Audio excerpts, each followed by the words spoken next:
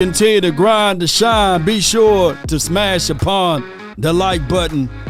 Let's continue to grow this platform one way or another. Let's go.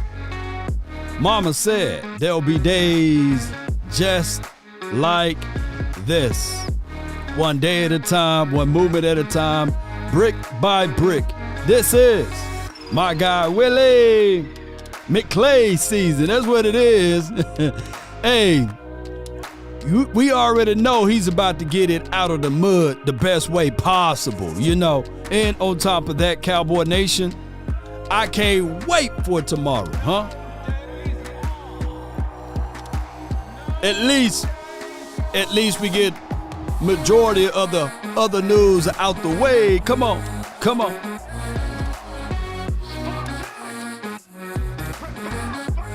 Be sure, and I mean just that, be sure to smash upon the like button, share this content, let a friend or a neighbor know where to go when they want to tune in to Cowboys Sports Talk and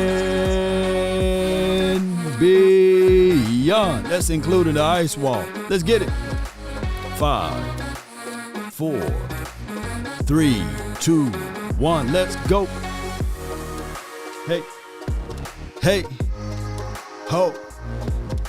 What's good with you and you over there in the corner? Thank you for jumping in as well.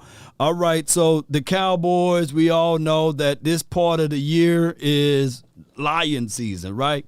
But it comes to the end.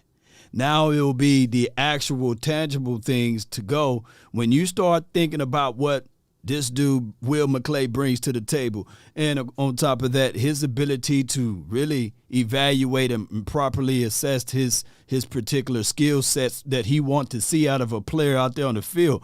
Man, it's flat out the best. It is. It is flat out the best. Now, granted, he got a shopping menu, a shopping cart with the other people with the card that they can spend up to a certain amount. And that's Jerry Jones and John Stephen Jones. They say, hey, you know, we're not going to give you an unlimited spending spree, but as long as you stay within these parameters, it's your turn, you know.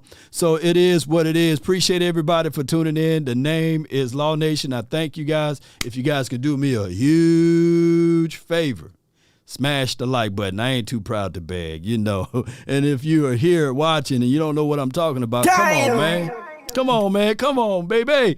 All right, let's get right to it. This is Coach Mike McCarthy. He was talking about the young offensive lineman, and I want you guys to listen to what he's saying now. Going back to the draft, the process really going back to the draft. I mean, it's really what I just answered earlier. You trust in your process, and they fit the profile what we're looking for in offensive linemen, and you know I kind of like those 6'7" offensive linemen.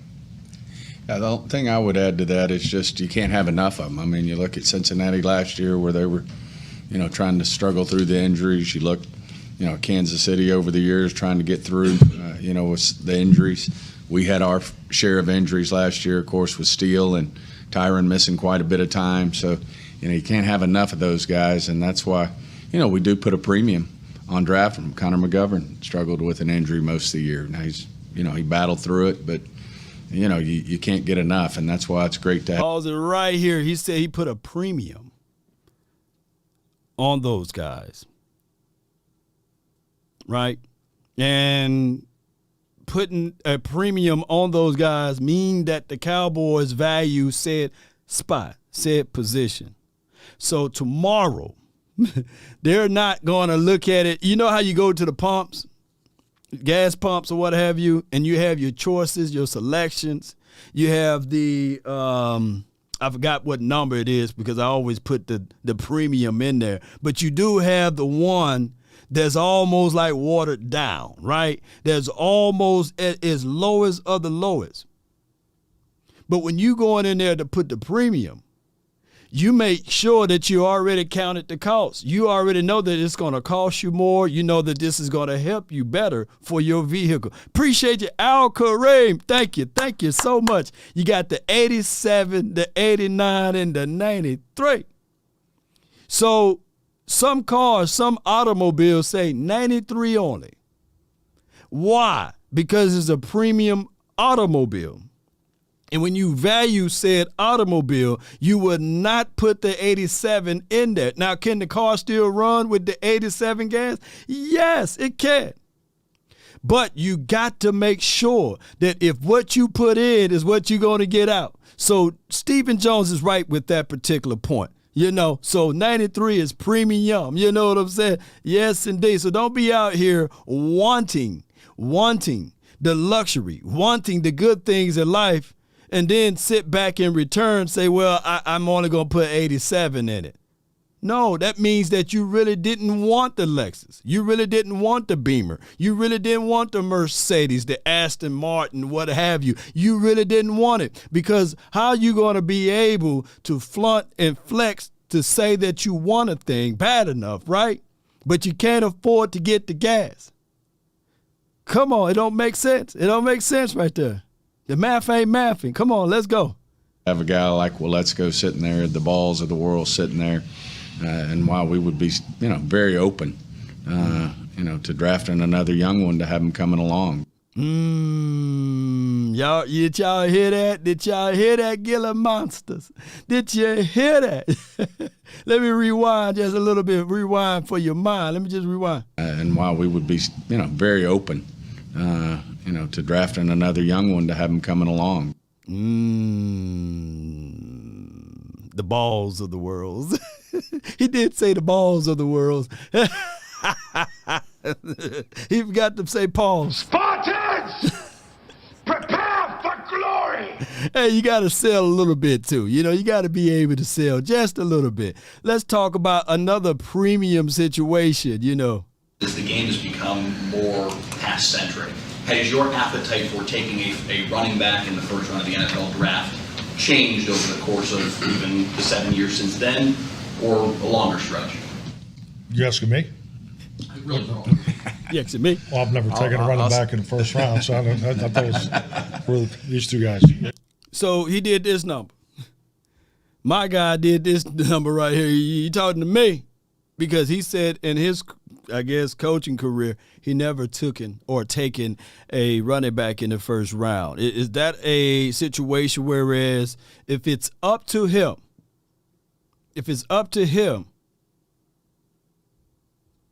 Bijan, Gibbs, that it won't be a situation for Coach Mike McCarthy. And somewhere along these interviews, I also heard that it was him, Mike McCarthy, who banged on the table in 2020 for CeeDee Lamb. But let's hear what he's going to say altogether.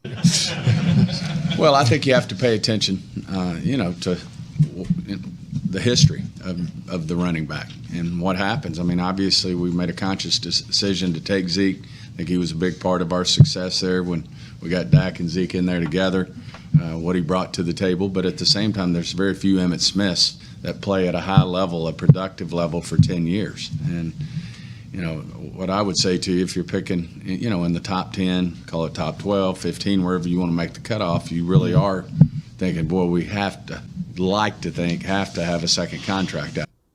All right, so that's where we have a difference of thoughts and opinions with this, John Stephen Jones. You don't have to give the man a second contract just because you drafted a person in the first round. You can parlay some of that by, hear me out, put the butter knife down, by trading, right? Don't hold on to your assets too long that you can't get rid of them, right? Be able to move on from them. Move with a plan. A precise plan will get things done. Shout out to you, Brenda. Appreciate you so much for your support over here. She crossed BPA, y'all. BPA. She said BPA. That's where you should go. BPA, best player available, regardless of what the situation. Now, there are multiple boards. There are teams that may have their top 25 board based off of player rankings, and then they may have a board within a board, whereas they will have also their positioning groups, their best tight end, their best wide receiver, their best You see where I'm going? Offensive lineman, whether it be tackle or guard. So there's multiple boards, right? There's no one board, I believe. And I think that they do it is basically they literally will have Will McClay's board, Stephen Jones board, Jerry Jones board if he's watching enough tape film, Chris Hall board, Big Mike board, and then they come together. They come together to do their assessment, their brain thinking, and they say, okay, why did you go with this selection? Why do you want that spot? Why do you love this pick over that pick? And this is the difference of the way they move and operate. Let's talk about them talking about trading draft picks, and it's the unknown. Let me hit my unknown button. You know, the trade of the draft pick. Simply because you don't have evidence that something does exist does not mean that you have evidence that something doesn't exist. And what else? What I'm saying is that they are known knowns and that they are known I would say have your unknowns, board in order. I mean, that's how you get prepared. I mean, as long as you feel confident about your board, what other people do, I mean, it affects you. It takes options away. But as long as you feel very comfortable as those guys fall off, your best guys are the guys that you have remaining on your board, then you feel very much at peace that you'll be just fine. But we'll obviously role play those scenarios, and, you know, you do the mock drafts, and, you know, there's value to that. But, you know, at the end of the day, if you got your board in an order that you feel really comfortable about, in proper order, then end of the day, I think you feel pretty good about what the outcome is going to be on draft day. The real world is that when we get there at 26, you'll see that everybody had them fixed about like you had them fixed. Look how Jerry be looking, man. All right. And look at my guy up top, man. Oh, my goodness, man. Look how he be looking, man. Oh, boy. Mike be looking like, man, why am I here? What's going on, man? I'm not used to this. If our guy's not there, would you be interested? I mean, everybody's getting those calls. If our guy's not there, would you be interested in moving up? Would you move up if your guy's there? We want to move down regardless. But it all depends on how the draft falls. So very few trades are done at the back end. Obviously, some are getting done at the front end because they know what they're going to get themselves in a position for. I mean, it makes all the sense in the world, but I just think it'll be if you will, a game day decision. Look at my guy right here. Don't give away all of the secrets. All right, let's listen to more of this, man, before I give y'all my thoughts on this. In terms of how that thing falls. One of the reasons that I like our system, and I know it's criticized, but I like our system, is because those iffy picks, those that didn't work out so well, those are Stevens and Clays. Jerry with the humor. All right, so the overall thing will be stay true to your board, stay true to your design. Let's move on for the next one. When we first got here, we had all these draft picks. We could cut and shoot, and we did. And we used a ton of them. And we were able to put together a hell of a group with 8,000 points a year when you average about 2. We had 2 years in a row of 8,000 a year. Yeah. That'll help you build a champion. Back to Gene real quick for follow-up. Jerry, you haven't moved up in the draft and made a big splash in almost a decade. Why has your philosophy changed on that? Is that because of the draft and develop and the importance of the picks? Or is that because you guys just have more information in the room these days and realize that some of the splashes aren't necessarily worth it as it relates to giving up, let's say, a second-round pick if you were to do that first? We haven't been in position to move up, and we've been in position to absolutely continue to do the same thing that we've been doing because of Will McClay. Will McClay, I think he's been here for right at, 13 years now? And that's the reason why we have not been able to move up, because Will McClay on the back end been doing some great things. Man, we got a big old super chat from my guy, man. Hey. Appreciate him, man. Appreciate him. Let me give him. Getting that Oxnard fund together, man. Appreciate you, bro. Cold cut, cool cut, man. My brother. I'm late, but I'm this draft. I really think we should look at CB just in case.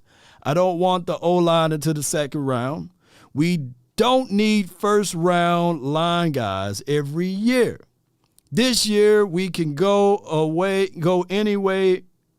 Dak time is now. Nothing left to give. Okay, so this year can go pretty much anywhere, right? That's where you're saying. So what my guy is saying, Mr. Wright, is saying that basically we don't have to paint ourselves into a corner every year for an offensive lineman. Now, here's my thoughts on this. This is the year whereas last season, 4 out of the 5 guys on the offensive line been hurt or moved and played a different spot. So it will behoove the Cowboys to look back at this and say, all right, cool, we can trust and lean on Matt Waletzko and the Joshua Balls of the world, But the reality of it is that those guys are still unproven. And, yes, the only proven guy that we have so far on this front 5, believe it or not, is Zach Martin. You can't win multiple games with just Zach Martin. You're going to have other guys to stand tall. Now, granted, Tyler Biadasz, next season, he can start saying that, hey, I'm Pro Bowl Tyler. I want money. I don't want crumbs. I want big-time money.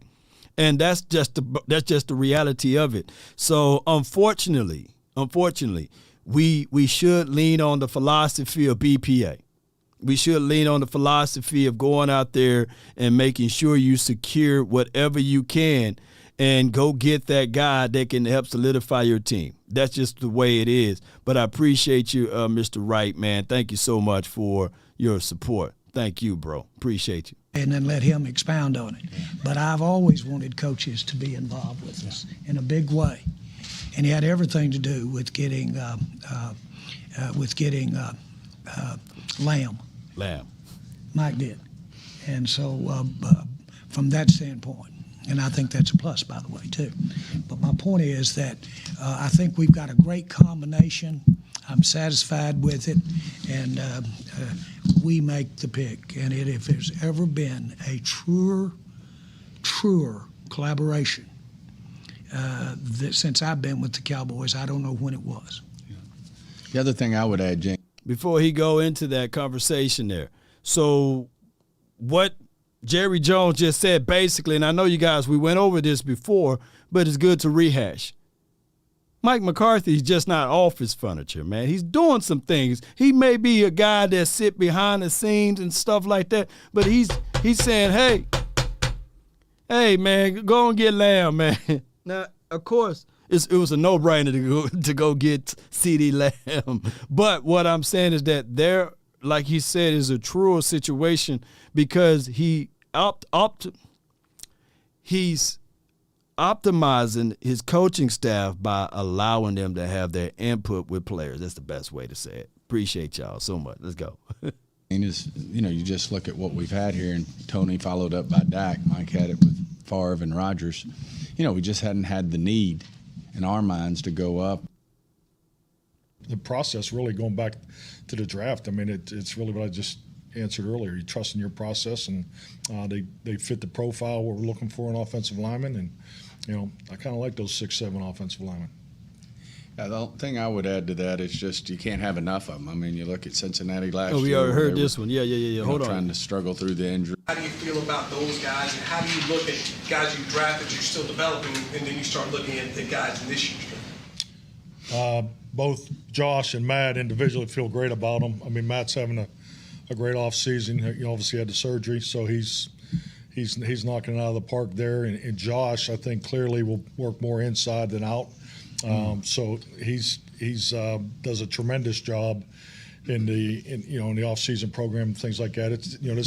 I'm excited to see those guys play in the preseason. They're ready. We just got to get them battle tested. But they've made an excellent. They're making all the progress you look for in your second and third players. So to me, they're right on schedule. The process really going back to the draft. I mean, it's really what I just answered earlier. You trust in your process, and they fit the profile what we're looking for in offensive linemen, and I kind of like those 6'7" offensive linemen.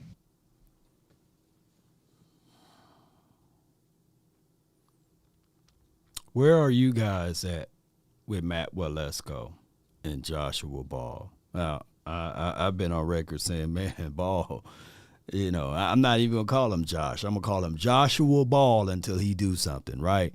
And if we gave grace and mercy to Terrence Steele, should we give a little grace and a little mercy to Joshua Ball? You know, and some, you know, shout out to my guy, the OC, he said he just can't play. That's why they moving him. They trying to figure it out. Like, hey, can he play left tackle? No. Can he play right tackle? No. Well, can we put him inside at guard? You know, where do you guys stand at with Joshua Ball? And then I'm gonna ask you guys about Matt Waletzko. Where do you guys stand at with Joshua Ball? So put JB in the chat. If you team Joshua Ball, I'm going to call him Joshua, you know, let me know how you guys feel upon that, you know, and we can keep it 1,000 with y'all, man. I'm going to pull up y'all comments on the side so I can see them. Give me 1 second here. Boom. All right, let me know because I want to get y'all on record right now. Joshua, Dustin Banks says, it's not an NFL player, man. Ball is trash. Okay. Too broke to pay attention. Shout out to you. Ball ain't no tackle, man. I can't see him being I can see him being a decent to good guard. This is for my guy Al. Correct. Joshua Ball can bounce. Okay.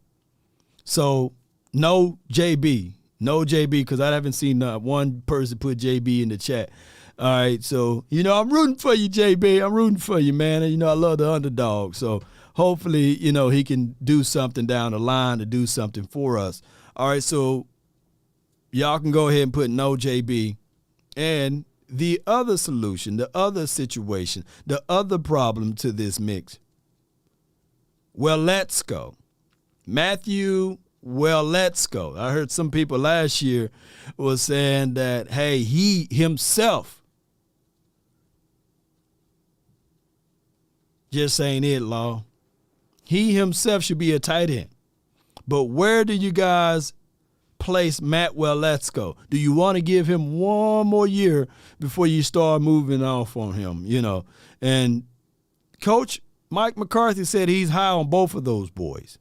So is it no MW? Just type in no MW, you know?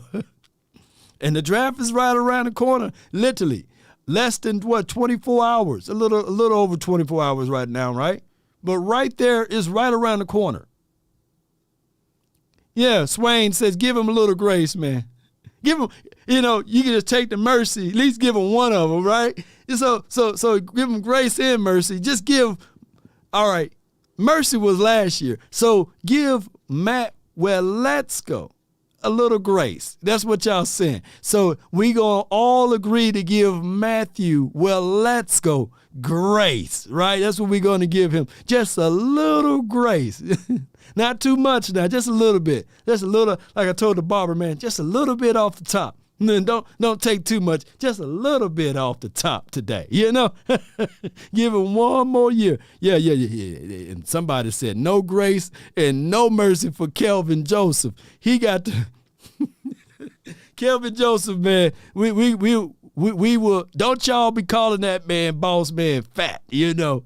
He's still Kelvin Joseph, all right? So let's see if we can pull this back up one more time. I appreciate y'all, man. I thank you guys so much for participating today. I really do.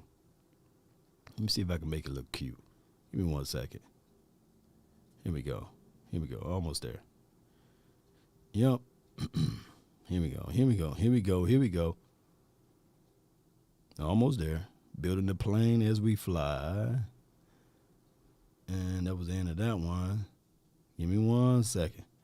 We rolling, baby. We rolling. This was the other Mike Kincaid, NFL Network. We've seen the importance you've emphasized on your tight ends, a lot of 12 and 13 since you've been here. You've got obviously Jake Ferguson, you've got Peyton Hendershot, you've moved on from Dalton.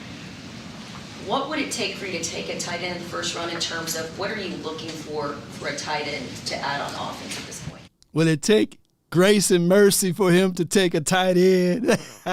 Let's hear what he's going to say. Y'all, hold tight for me. Hold tight. Well, I mean, there's really three primary positions that they play, and then obviously the fourth will be on fourth down. I mean, some call it the traditional wide position where they're playing next to the tackle on the line of scrimmage. Their ability to be a movement player, whether it's moving in the backfield or moving along the line of scrimmage, doing some heavy lifting, and then being able to play in the third component of being displaced as a receiver. So I mean, obviously, it's just like anything. When you develop a system of offense, defense, and special teams.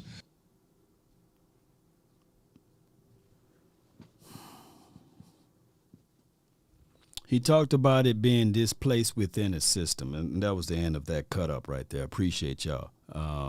My thoughts and my analysis on this is don't throw the baby out with the bathwater. I mean, come on, we've been talking about this. I know a lot of you guys, if tomorrow, if y'all hear this noise right here, with the 26th pick, the Dallas Cowboys select Michael Mayer from Notre Dame, and then and then they're going to talk about his nastiness. They're going to talk about his blocking. They're going to talk about some of the short area quickness that he present. I know it's not a lot. It's just a small, subtle, and he got lack of separation, but he's a nasty guy. He blocks a little bit for you in between. You can line him up in line. He'll do your Y routes or what have you, or Y option route. So he will be in the middle of the field. And, of course, you have still Jake Ferguson. You also still will have Peyton Hendershot. It will be Sean McEwen that will be the guy that can he stand tall and earn every blade of ground that he stand on, so that will be the situation there. But I would tell y'all, man, regardless of whoever and whatever is being picked up out there, my thoughts would be this, and I'm being 1,000 with y'all. I'm going to lean on and trust what Willie McClay and whoever I'm going to keep my composure tomorrow. I am. I want you guys to do the exact same thing. I'm not finna go crazy and be like, but I will say this. Do not spoil yourself of being a fan. You have every right. You have every right to be organic with your reactions. I go back to saying what my guy Shango. He said that with the content creation, too many people try to be perfect, right? Everybody want to be right with everything. Just be you. Be yourself. Let that raw emotions out. Whatever you feel, let it out, man. You Sam, you feel me, Sam? I think that's why y'all here. Y'all don't want me to be too cookie cutter, and chopped up, If I work for an industry, they say, hey, man, can you trim the beard down just a little bit? There's just a lot of hair to maintain. Can you trim it down just a little bit? Can we put the three-piece suit? Although I think I look very suave with a three-piece suit. But I like to jump over here and throw on my hoodie, right? So that's just what it is. Law, I don't hold back. Just shout out to you, King. Appreciate you. Thank you so much, man. He said he ain't going to hold back. So let me be the analytical guy / fan tomorrow. Can y'all let me do that? That's why y'all here, right? Y'all want to see some analytic parts of law, and y'all want to see the natural fan version of law outside of the Green Bay Packers situation. We ain't finna talk about that game. Please don't go watch that video. Don't go back and watch that video. But one thing that I want to play right here is this right here about their overall thoughts of my guy Willie, or Will McClay. William McClay. Let's talk about this, of what they said in these sorts. We lost Carlos Watkins last year, but he was one of those guys we brought in. He ended up going somewhere else this year, but those are all guys who help you win football games, and that's what we'll be looking for again. I also want to mention, I know the questions are over, but I really want to mention Will Clay because what Will has is unique. Mm-hmm. And I don't want anybody to know about Will. I'm teasing, but I'm not teasing. It's too late, man. Everybody, mama, uncle, cousin knows about Will Clay, not Will McClay. They know about Will Clay. They know about him, and that should be his new name. You know what I'm saying? I should come out with a shirt, a T-shirt, or a hat, or a hoodie that say Will Clay I trust. You know what I'm saying? Yeah, not McClay, but Will Clay. You know. But he's very unique, and he has great people skills. And I mean, they work for Will and those scouts, and that's a management job with those scouts out on the road. And I think we are up over $250,000 a player that we draft on scouting expenses. Nobody count the money like the boss, man. Keep talking. That we draft, that's not any going forward pro scouting. So Will's got a big job. And he's got a big job of managing, and I mean managing, because those are out on the road most of the time, guys that are there. Outstanding, best group that I've ever been associated with in 30 years. You to make Will your general manager? But I can't make him the general manager. We have one that's tenured. Tenured? You sly devil, you, Jerry. He said, man, I can't make Will the general manager because we got one that's tenured. Now, I've been fighting this for a long time. I said, man, Will McClay doing all of the wrong things for the right reasons. I mean, come on, man. You're supposed to be able to stand tall, and you're supposed to be able to let people know that this is you. But not everybody want this. Not everybody love that, you know? And his reasons may be different, right? Remember, his why may be different, right, from everyone else or anyone else. And we don't look. Jerry Jones do a lot of things, and I know he's joking, but Jerry Jones do a lot of things that go unseen, right? I mean, there was a situation that happened to, I think it was Coach Lynn for the Chargers a couple of years back. Something happened. I forgot what it was, but Jerry Jones secretly paid for the funeral arrangements and said, hey, don't let no one know about it. I'm good. Then, you know, the whole thing with the what was the kid? I forgot his name at the tip of my tongue.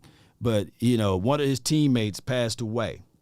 And Jerry was the guy that, you know, everybody was saying, hey, can the man. He kept the man on the roster. He even elevated the brother to being a coach or something like that. So Jerry do a lot of things, even though, you know, everybody got some things that you can point out and say, hey, man, they need to be better than or better at.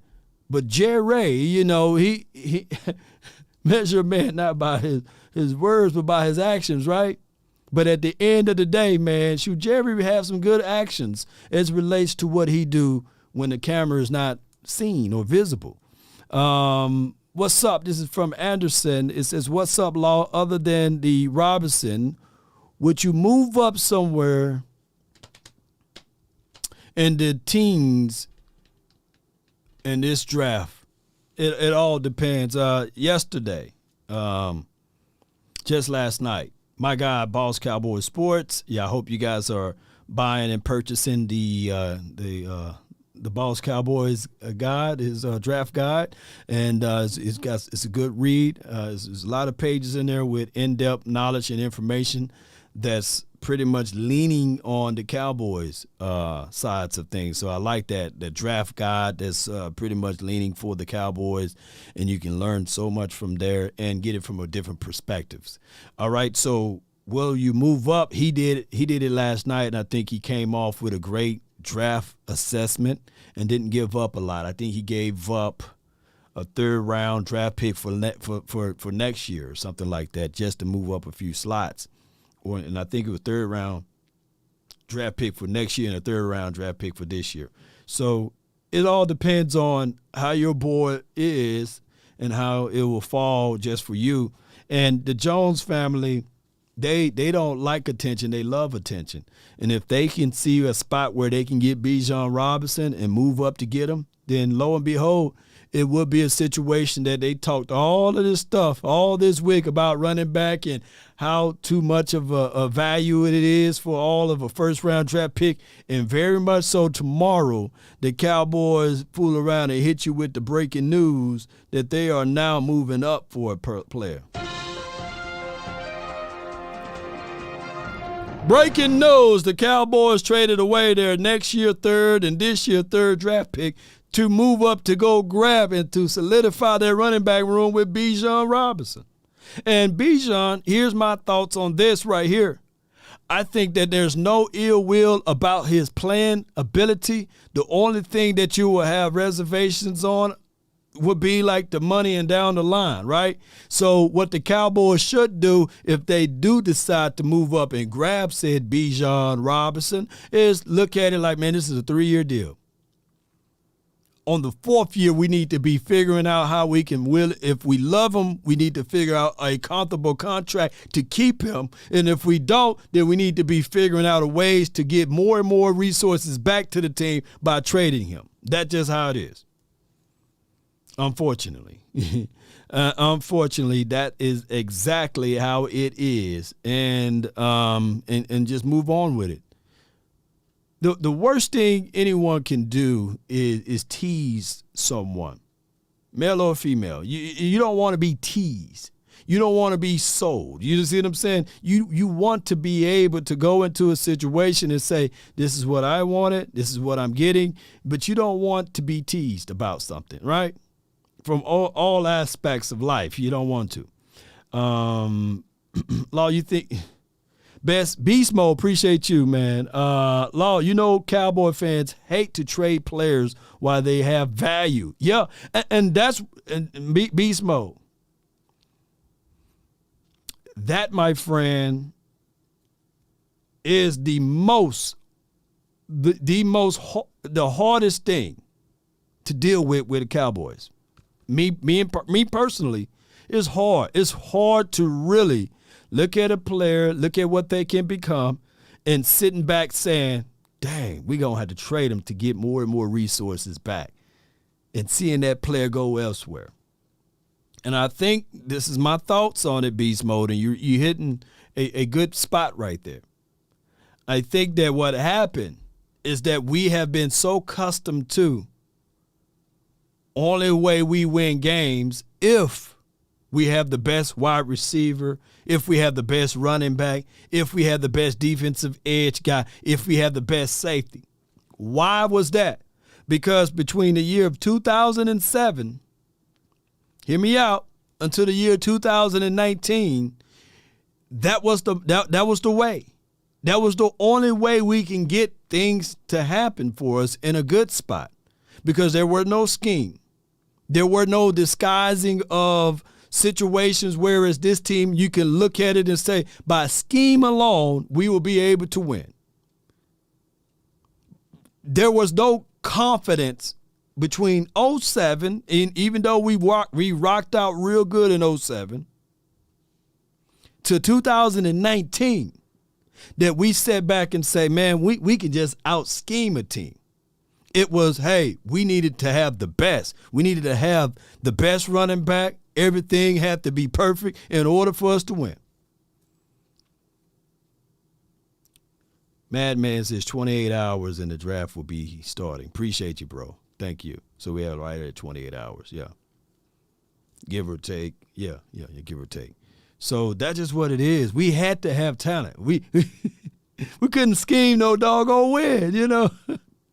But there are teams that will walk right in there and scheme you to death and beat you. All out of Niners, you know. There was a team, let me just use a mistake on our side, you know. Back in the days, man, shoot, good coaches, you can take Quincy Carter and get to the playoffs, right? And that was from my guy, Bill Parcells. He was able to work out some things with the talent that we had with that team. Coming off 5-11, 5-11, 5-11. Who remember that, right? That can literally take an undrafted guy by the name of Tony Romo, discipline, stern, good coaching, can take a team far, baby. But coaches that rely on talent and no scheme, they say, man, we got to keep this player. We got to hold on to this player. Right? So they're just the philosophy has changed. I think that what we've seen out of Big Mike McCarthy, even in the year of 2020, the team that literally won the division only won one more game than us, didn't they? Or two more games, something like that. And we had a slew of injuries. Defense historically bad, right? Now, I'm not trying to give Mike McCarthy too much praises, right? He had his flaws of trusting his guys or what have you, a little too much. But we had some old ways that we had to overcome. And that all came from the old philosophy that was here forever. That old philosophy been here for so long, ladies and gentlemen, that we just got rid of it this offseason. Just got rid of it. The same offensive playbook since 2007 was still here. Some variations or shades of it or philosophy and principles of it. We just got rid of it. That's crazy, ain't it? That's crazy. So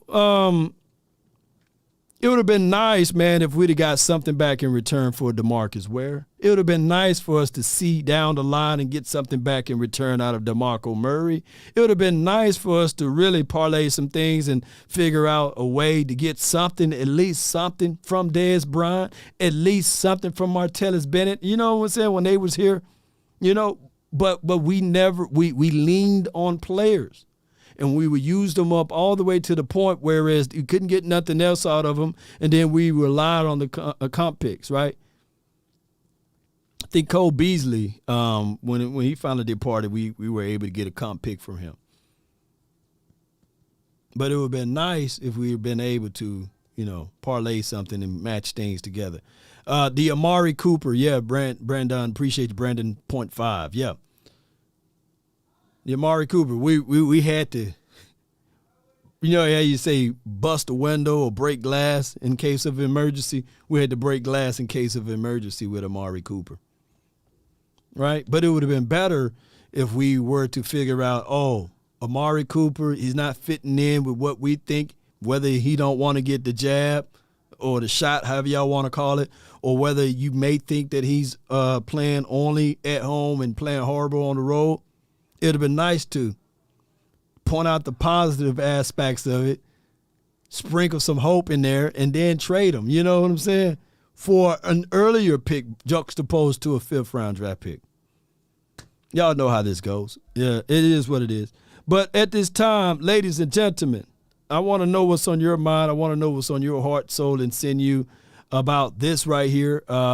This is a mock draft from CBS, and let's see. And I love these type of things, these exercises, because this is similar to what the draft is going to be about tomorrow. We have no control of the outcome. Let's look. Let's see what they got here, and then we'll open up the phone lines for you. Matter of fact, go get your place in line for the phone lines while we go over this. Appreciate y'all so much. I'm gonna post it in the chat area in the beginning, and we're going to go over this. So, boom.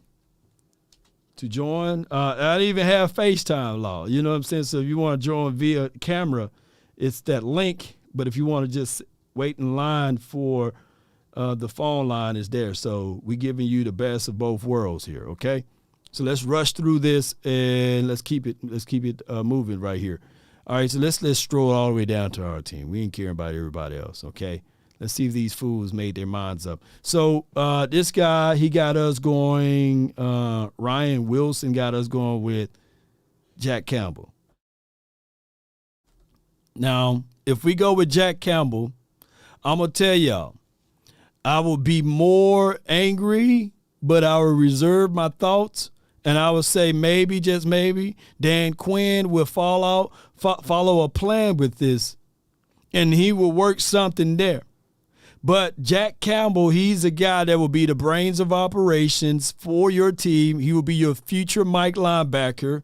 He don't give me a lot on tape far as his speed and athleticism, but I can tell you that his 2 INTs last season and his 1 sack, I will say, man, is he more of a poor man's version? And I'm not saying this to be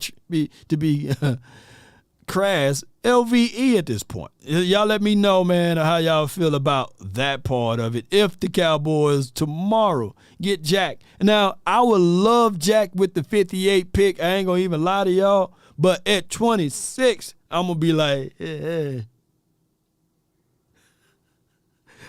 They're going to have me literally, I'll be over here. Sacrifice. Don't give up the fight. Everything will be all right on any given Sunday. Yeah, depend on you. If you win or lose, you know you got to pay some dues to live on Monday. Yeah. Yeah, that's me right there, man. Yeah, that's Unc right there, man. So Uncle Charlie, man, that's what I will be singing right there, you know. So. But I would say that the dude, he brings a lot of leadership-esque to your team, and he will bring that. So that's from Ryan Wilson's thoughts right there. All right, so Christopher, he got us going with the 26th pick will be Jalen Hyatt. And some people will argue and say, hey, man, hold on. Y'all, I'm strolling. Y'all couldn't see it. All right, so, yeah, with the 26th pick, he got us going with Jalen Hyatt. It would be more of, hey, man, it's good with the 26th pick. But, you know, I would like him better at 58.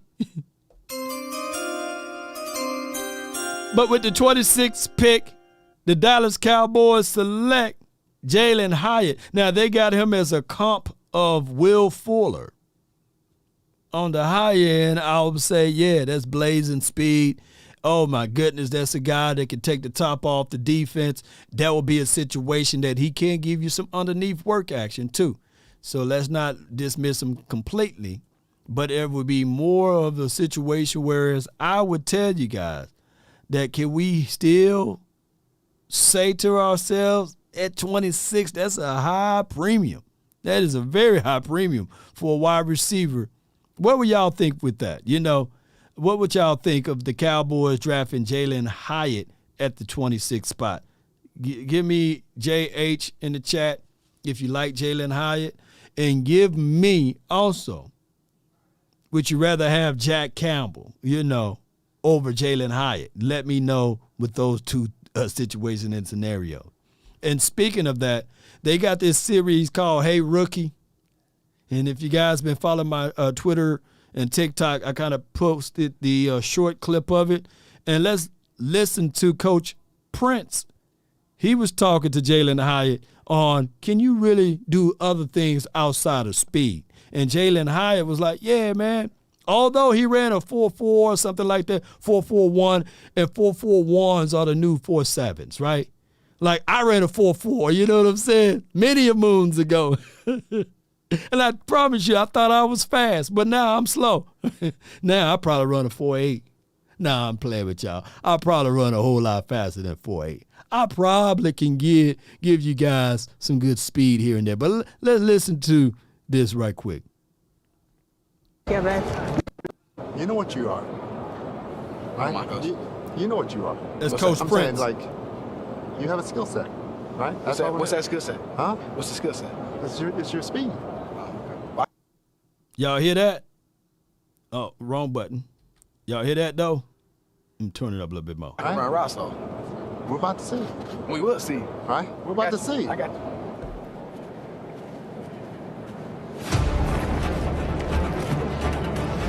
Yeah, man.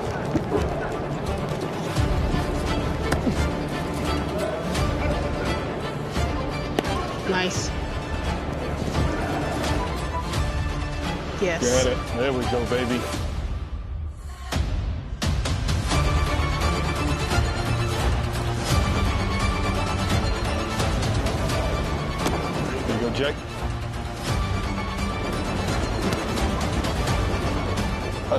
linebacker trying to cover that. He's so quick.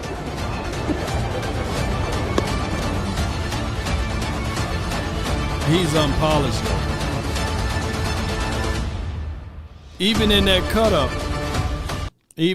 cut-up, if you see him at the top of your routes, he's going to have to sink them hips a little bit. And I know he's a taller guy, but at the end of the day, those routes are still very dictatable. You know, you can see where he dictates his routes. He's going to have to sink down inside and give me a little bit more at the top. He got to get what we call nasty with it at the top of his route before he pivot and get upfield. Now, the good thing about it is, to me, DBs or safeties that's going to be on him, they will still respect his speed. So they're going to be a little bit off. I don't think that they will be pretty much hip to hip with him on every given down or any given down, because 9 times out of 10, he's not your one. He will be your third or fourth option, meaning that he would take on your third or fourth DB. So that is a blessing in disguise, and he can work on some of those things. And I would tell you, deep overs, you don't need a lot of crawl space at the top of your route. You can get jiggy with it a little bit by just running the natural bend, right? Your fades, you know, he don't have to stick his jab foot to create that. So I would tell you guys, even within the confines of West Coast principles and systems, I've seen him run some tunnels, some bubbles, some shallows or what have you, and just use his speed laterally. You know, I think that he will be able to get that work action. Don't fall in love with the 4.2s or 4.3 guys. Just understand that this dude and this kid right here, basically, that speed will be transferable. I just look at it from that aspect. But he still will have to work on some of the small things with his routes. And that's why Coach was saying, hey, man, we will see. We will see. We will see. Straight line, bruh, Hyatt just have straight line speed, bruh. Y'all are delusional. This is my guy Hoodlum. And I feel you, fam. I feel you. But you can work on the other things. Hoodlum, he got straight line speed, but can you agree with me that he do have short area quickness, right? Do you agree with me that if you fool around and put him inside the slot, whereas you may have reservations on the outside of him getting off of his jam, there's no jamming inside. And that's going to have to dedicate, depending on your lineup and your assignment, your nickel corner on him. Your safety over the top, he better not have stiff hips.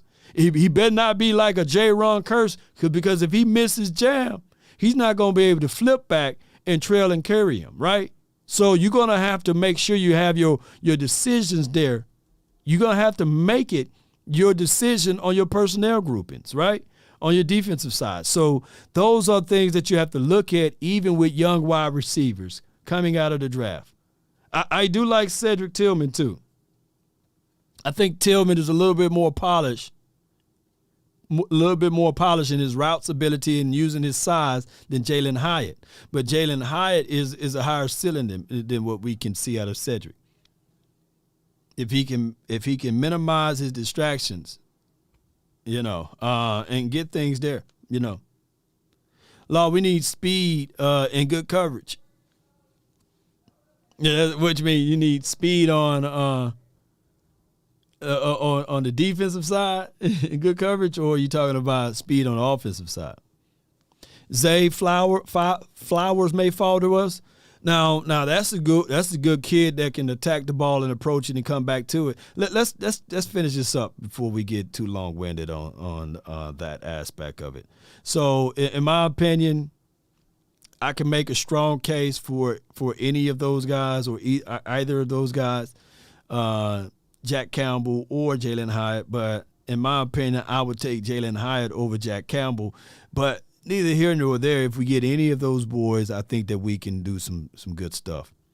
And this is, let me read Josh Edwards. Let's do it at the same time. And Cal, 26 pick. Let's see. He got Brian Branch, and he got Dalton Kincaid. Brian Branch or Dalton Kincaid. In my opinion, I like Brian Branch. I do like what he brings to the table. That would be a situation and scenario whereas we already got Bell, right? We already got the hopes that Bland can play down inside. And why would you use a first-round draft pick for that? I think Jay Lou, he may come back, he may not. The Cowboys may say to themselves they can save $5 to $6 million by cutting Jay Lou and rolling out with another plan. I think that Brian Branch, he brings you some shades of Minkah Fitzpatrick, some shades. I'm not calling him the honey badger, but he gives you some of that too. He's a willing tackler. He will bring aggressions to the table, and Dan Quinn should be able to utilize him in those lights. Now, could we go with someone else in that spot? Let me see who was available or who we missed out. I don't see him being drafted anytime soon. But I would definitely fool around and draft Will McDonald over both of these two guys right here. And look at it from this aspect. It's amazing. Let me look at our counterparts. The Eagles, they went with Nolan Smith in this mock series. Fast, blazing type of guy, right? Ooh, that would be crazy for us. For the Eagles, I meant to say, not for us. It would be crazy against us. All right, and then they went and drafted Keanu Benton. It's crazy. Reason why I say this is because we've been going over draft series and situations, and Benton went from the 90th selection, like in the third round when we first started, to the second round, and now he's a day one guy. It's amazing how draft will catch up with everyone as far as their analysis and things. If you were to say 4 weeks ago that Benton would have been a first-round draft pick, a lot of people would have been saying literally this right here. Where that button at? You must be out of your goddamn mind. So a lot of things change. And you see the 31st pick, DeJuan Jones, to the Kansas City Chiefs. That's the rich getting richer right there. My goodness, that's a solid pick for the 31st pick out of the first round in the 2023 draft. DeJuan Jones. That's the rich getting richer. I would possibly see that the Chiefs would go to the Super Bowl again, somewhere around those parts, right? All right, so let me see what they did over here. In Washington at Washington, we got Joey Porter Jr. I think Joey Porter Jr. is going to go to the Washington team. I've seen so many mocks having that kid there. Dalton Kincaid, I think that Dalton Kincaid is a damn good tight end. He's a receiver type of tight end. He will be a guy that can stretch the field. You can still get the underneath work with Jake Ferguson. Pretty much Dalton Kincaid will be a better Peyton Hendershot for us. And when the ball is in the air, he'll find a way to claw it out and get it. You know, I think that he brings some routes to his table there. First team All Pac-12 in 2022, most receptions by FBS tight ends, 70 of them. So he's going to catch the ball, ladies and gentlemen. And he got back issues. Yeah, he's 24. Yeah, he's already long in the tooth, or he's 25, something like that. But at the same time, you know for sure that this guy's going to come in and do some crazy stuff. Somebody said that, you know, the Chiefs might go get Hyatt. It's from Beast Mode. That's the rich getting richer too. You know, that's the rich getting richer. All right, so with that being said, ladies and gentlemen, let's talk about this. Call my phone, hit my Appreciate y'all. Only the ones that's down for me, man. Yeah. Let's go. Hotline for Your Mind is brought to you by Power Hands Media. Appreciate what they do for the nation. Be sure to check out Power Hands. We will post the link in the description box. They're doing a giveaway tomorrow to three lucky fans. They're doing a giveaway, and the information will be released and announced tomorrow. So I appreciate everybody for tuning in. The hotline for your mind is 657-390-7391. Let's get it, baby. I hope all is well with you guys. I hope all is well. Let's go.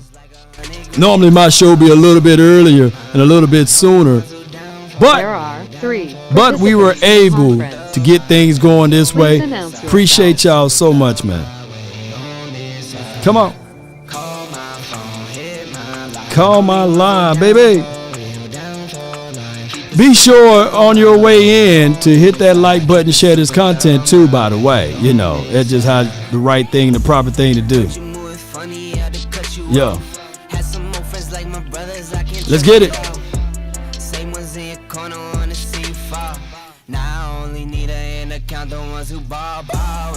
Let's go.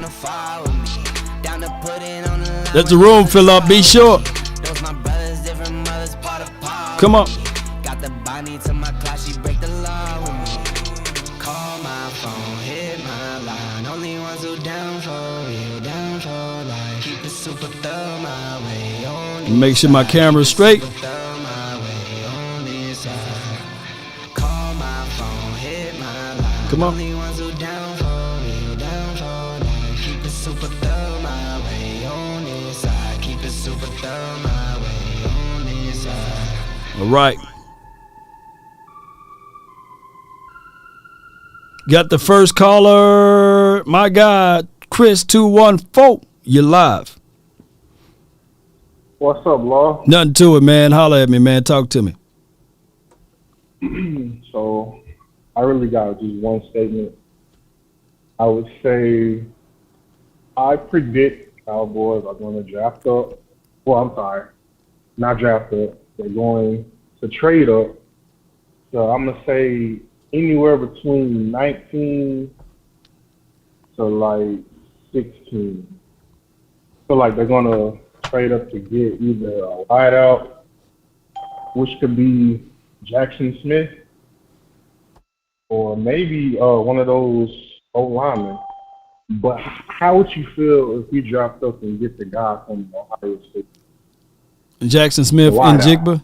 I think that you know he runs similar to CD Lamb as far as his routes on the front end and on the back end. I think that he'll fit right on into what we're trying to do here. You still have the 5th-year option with CD Lamb, knowing that he's going to be here for 5 years at least. And now the only thing will be is how long you're going to have that stay with Brandon Cooks, right? You know, he's pretty much on a 1.5-year rental. And Cowboys love their own, right? They tend to not fall in love too much with the outsiders. So that could be a situation whereas you draft him for the future, but also getting a guy that can elevate everyone else.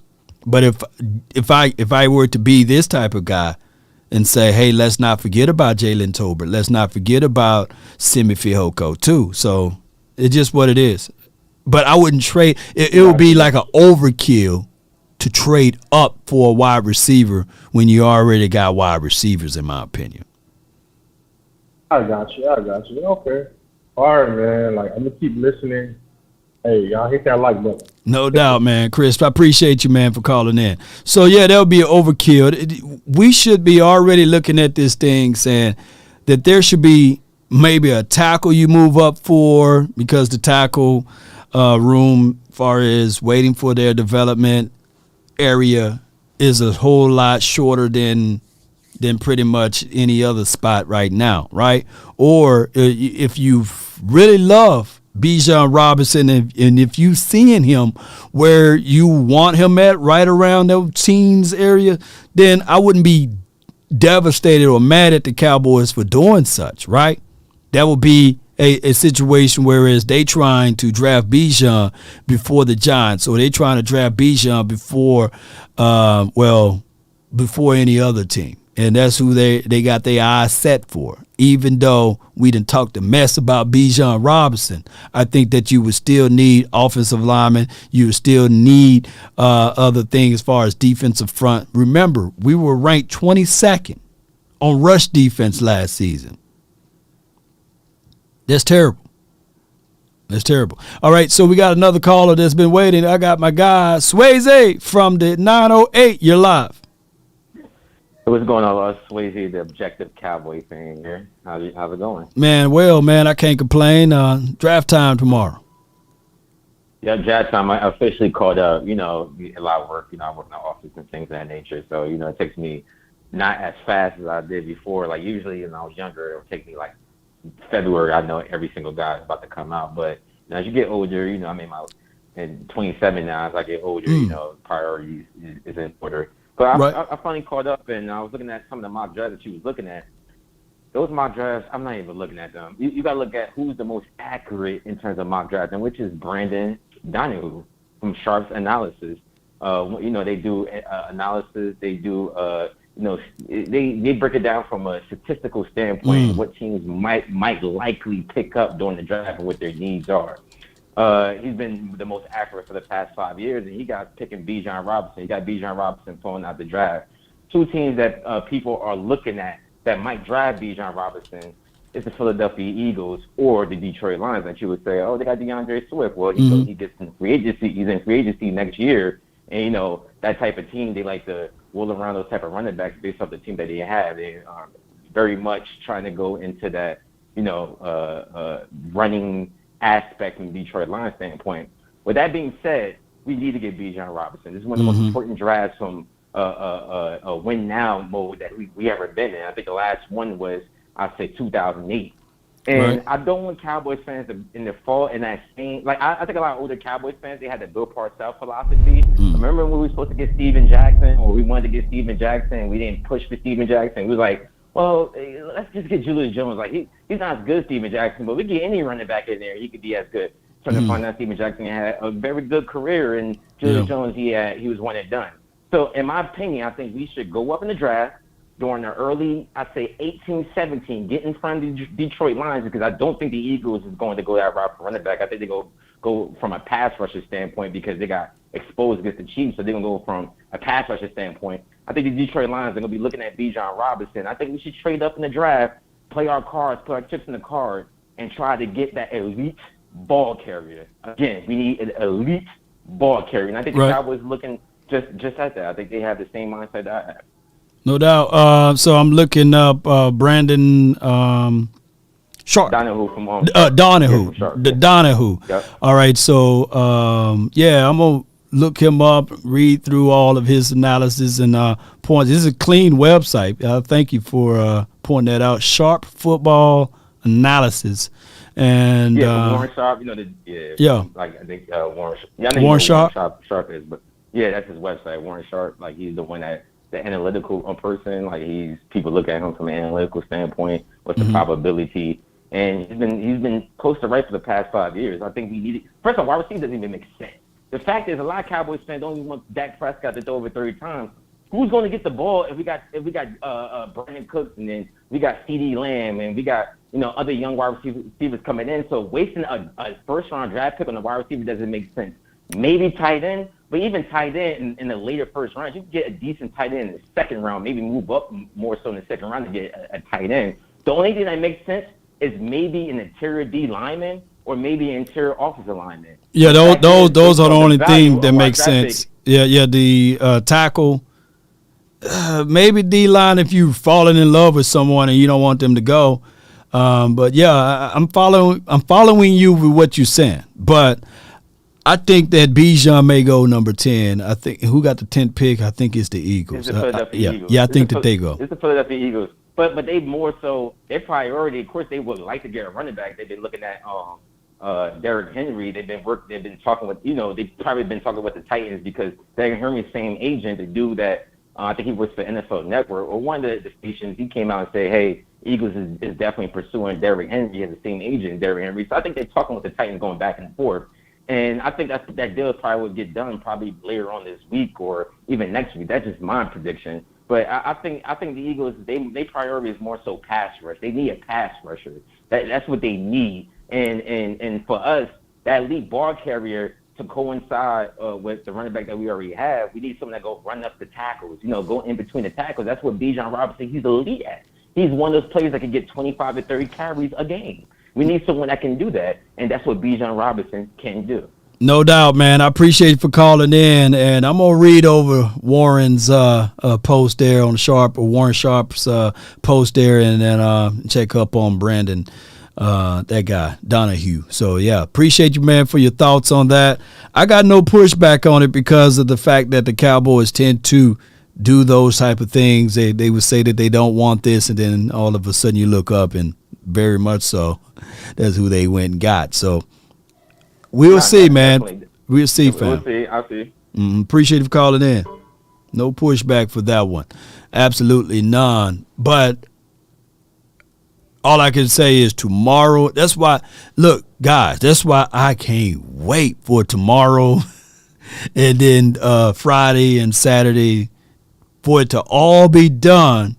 And then we can just focus on and concentrate on Will McClay's season, on how he can bring in so many good tools for us. And then, low-key, Sunday is my best day because Sunday does this. Sunday analysis, I can look at the full picture, right? I can put the puzzle together, and then we will hear the other guys that I believe that will be the undrafted guys. The undrafted heroes that come through there, and I'm looking at all 16 to 17 guys that we will bring in, with tryouts and stuff like that, and I can't wait to comb through and say, okay, I was high on this guy, or he had off-field issues, or he had drug issues, or whatever it may be, or he's a small school guy, maybe be my JSU kid, and then I can pull upon those list of guys, and then boom, it's going to be content.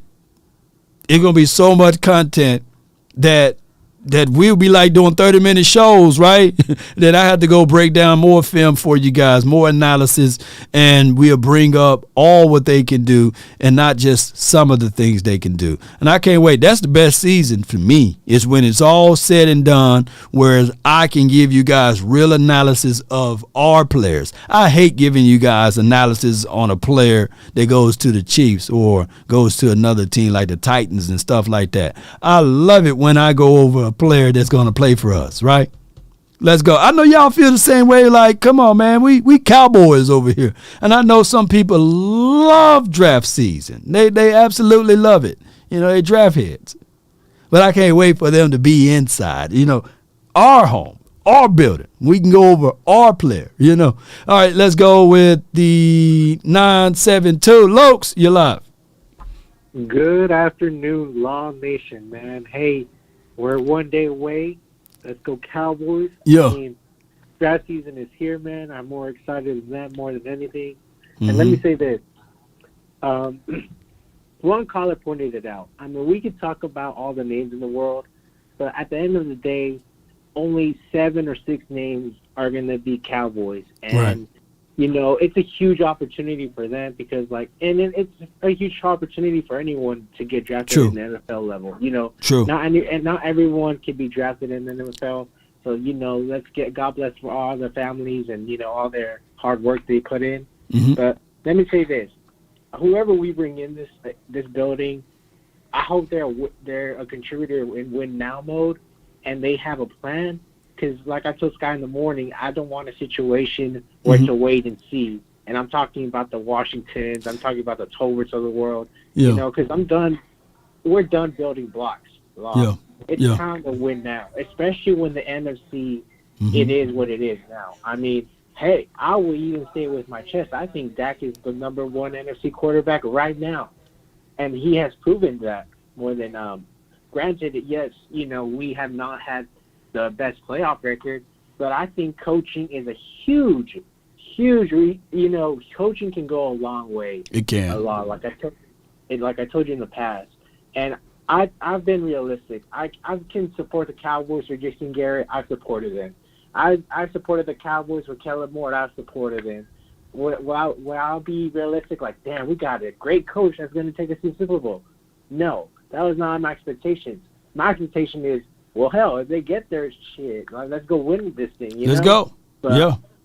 But I feel like with Mike McCarthy and Dan Quinn, we finally see what coaching football does. Because they're all about scheming and, how can I put my players to the best situation. And you got to love that. coming out this year, because one thing I know is whoever we pick out there, they're going to be either a Dan Quinn guy or a Mike McCarthy guy, and we're going to know what to do with them. And let's go put out, let's go put out numbers I don't care who we face. Those damn Eagles, those damn Washington Commanders, they can line up across us, and guess what? 16-3 or 16-2. I don't know what's our record Dak has, but hey, y'all want to keep seeing us? Fine. Y'all keep getting those L's. Peace out, Law. No doubt, man. That's my guy right there, Lokes, man. Appreciate you, man, for the 972. All right. Hey, MJ, I see you in the chat. Can you do me a huge favor? On my YouTube page, the link that's pinned to the top, I'm going to get a pig with you because I trust you, bro. Can you click on that link to see if you can join the call? Because I want to be able to make sure we cover all things, man. So can you get out of here and click on that link, man, and see if you can join from there? Do that favor for me, man. You hear me, MJ? You hear me, MJ? You say go hit what? It's at the top. Steam Elements. Yeah. You click join that link, man. Join that link, okay? Which one, Amazon or Steam or Cash Me? No.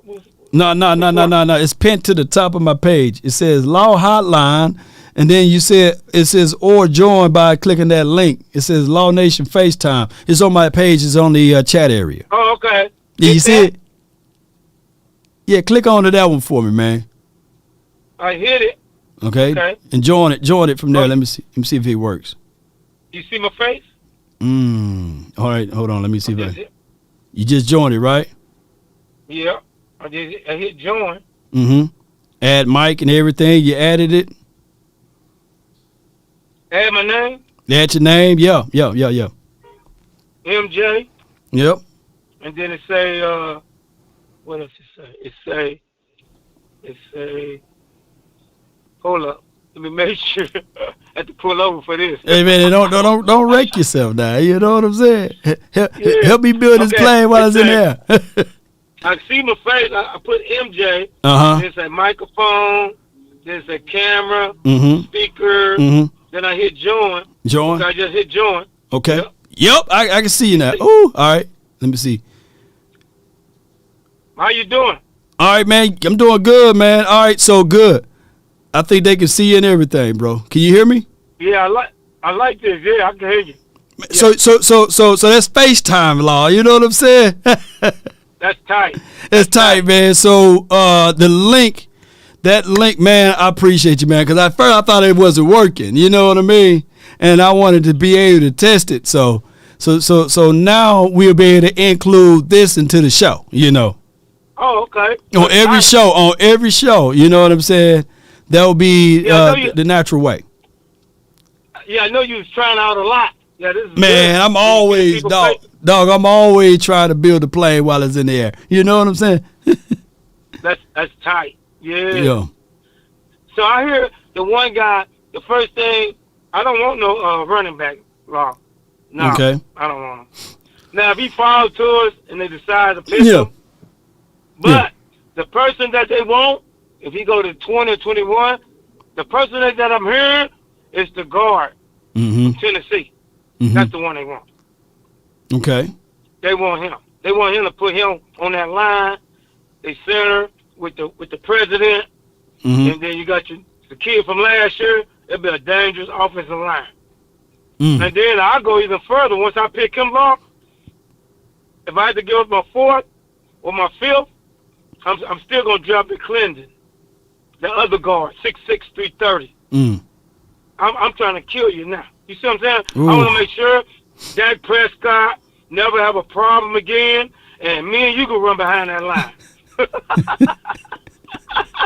Yes, we got man. bad hamstrings, and we're going to get 3 or 4 yards with bad hamstrings. So that's what I'm going for. I'm like you. If you build that line, the offensive line and the defensive line, ain't nobody beating you. I don't care who it is. Man. I don't care. So that's what I'm going for. But Bijan, I'm not straight enough for no Bijan because everybody keep bragging on Bijan. Israel is dangerous. The UCLA halfback is dangerous. Zach Charbonnet. Yeah. Yeah. I heard y'all. all the halfbacks are dangerous. Right. H-on is dangerous. Yeah, man. We got some. Look, we got some running backs now. Granted, I do have Bijan as my tier 1 guy, and everyone else. Yeah. But here's the thing: it's not like we don't have Tony Pollard, right? And the craziest thing is we've been asking for Tony Pollard to get more carries, get more opportunities. And the moment that he get a chance to do it, now he's saying no more carries, no more opportunities. No, let's figure it out. I know he's on a 1-year deal, as far as that franchise tag. It'll be the most money he ever make. But come on, like you said, like I keep telling y'all, when they do that, that's their bonus. They showing loyalty. Okay, they go $10 million. You never had it. After this, you know you ain't gonna make $10 million. Mm-hmm. So they're gonna come back to him. We'll give you a $3 or $4 million contract, or your $12 million or $13 million a year. And if you take it, if you don't, we love you. Thank you for supporting us. It go $10 million. Take care of your family. You can't get mad at the Cowboys from doing that. They're feeding the family. The guy be set for life. So whoever he go play for, because the Cowboys gonna jump a halfback. Yeah. You get Big Smith. You got the Illinois halfback. Man, there's so many halfbacks. Man, like 20 halfbacks. No doubt, man. So look, whoever we get, man, we just got to make sure we stick to the core O-line, D-line, but make sure you also figure out a way to include another running back somewhere in this draft, and I think you can get one of those guys in 58, 90, or et cetera. But you just got to make sure you just play your cards right. But go ahead. And Law, you made a good point. See, people keep forgetting. Our offensive coordinator had a halfback that was getting 6 to 5 yards a pop, and you did not even play him with Tony Pollard. Davis. See, everybody keeps sleeping on Davis. Davis, when he got in the game, he turned it out, and then that's why they got rid of the halfback coach. If y'all didn't see the trend, that's why they got rid of when Avante Collins started in preseason. I saw all the preseason games. Collins didn't give up no sack at right tackle, and they didn't even play him. So that showed you right there. Said, nah, we can't have this. And the Cowboys know something that we don't know, because we're assuming that these players are sorry, and these players are not sorry. These players can play. And then one more, that 6'5" Arkansas receiver. He played tall. He's from a 4'3". He's from Arkansas, and that guy, he does like a little man. It's hard to tackle him. Yeah, bro. I appreciate you, man. You're a wealth of knowledge, man, with this draft, man. I see people calling you MJ Kuiper. You know what I'm saying? Yeah, man. They gave you a nickname, man. I've been watching. I said, man, but like I said, in the tight end, we could get any tight end. If they grab Myers, I won't be mad. But if Bijan drop at 26 and they take, I ain't gonna be mad. But if they move up to get Bijan, that's when I'll be pissed. Yeah. Just stay still, man, and don't give away too much for whoever you're gonna go get, man. I appreciate you, MJ. Thank you, man, for going the extra mile, man. Appreciate you, bro. Yeah. All right. That's a good call from him, man. And although you're still there on the other side. So appreciate you, bro. Appreciate you. Good call from him, man. So I love this new setup, man. Somebody else, man, y'all jump in, because I might have to turn the phone lines off so I can just do FaceTime. I know it, and then you don't have to show your face when you do the other deal too. So I always love trying to, do things a different way. The conference has been locked. And we locked the conference up, but call in the other way, man, so I can see y'all face, man. Let me know when y'all in there, But, yeah, that is dope, bro. That is dope, man. All right, so I got the 832. You live. What's going on, Law? Nothing to it, Chief. Holla at me, man. What you got? Look, man, everybody, people got to understand, man. They got to stop thinking that the Cowboys is going to be drafted for other teams. We drafted for our team, man. We drafting the best to make our team the best. If they don't get Bijan Robinson, okay, we're not worried about Bijan Robinson. We're not worried about what the Eagles do. We're not worried about what the Giants do. We're not worried about what the Redskins do, because 9 times out of 10, we beat them anyway. So it don't matter who they get, right? Right. People got to understand that it is not the size of the dog in the fight, man. It's the size of the fight and the dog. Say that one more time, man. Can you repeat this, por favor? It's not about the size of the dog in the fight. It's about the size of the fight and the dog. Yeah. You know what I'm saying? You can have a poodle, but if that poodle is a bad, you know what I'm saying? And a pit bull come up to him and he know how to maneuver, he gonna beat that pit bull because he's smaller. He knows how how to manipulate his size. Right. So people got to understand, man. We drafted for our board. We drafted for our team. You know what I'm saying? I think they're going to come up with a good. I'm sure they got a good game plan. You know what I'm talking about? See, I think Jerry is feeding everybody different scenarios so they can say, "Oh, I think the Cowboys going to do this. I think we need to do this. We need to do this." We're not going to trade up, and we're not trading back. So you might forget that. We're going to use that 26 pick on the best player available. People got to understand something. The best player available, dog. You know what I'm talking about? BPA. I appreciate you, man. I appreciate everything. Next time we get on that FaceTime. Yeah, FaceTime me, man. Next time, man. It's like match a name with a face, man. I appreciate you, MB. Appreciate you, bro. Thank you. Later. Yeah. Yes, indeed. Good call from a man. I got my dog, man, here. You done jumped on in, man. What's good with you, fam? You got you added your audio? Yellow. Thomas.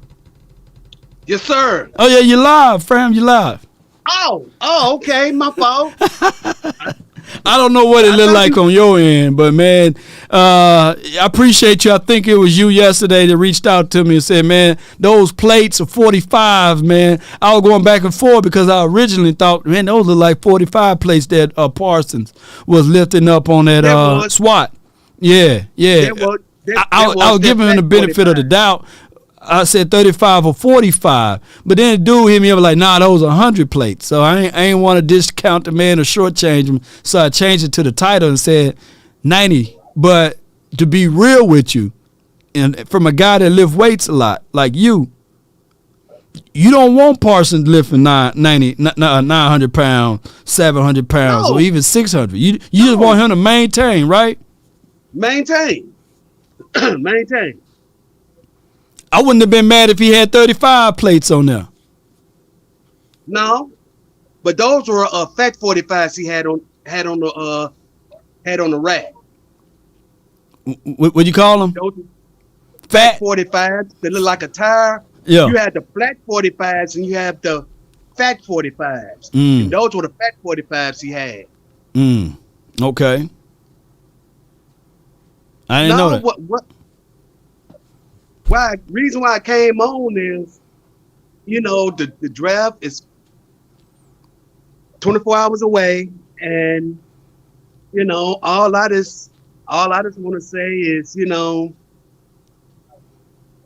time has come, and whoever we get, be thankful, and don't be on here arguing and fighting on who we should get.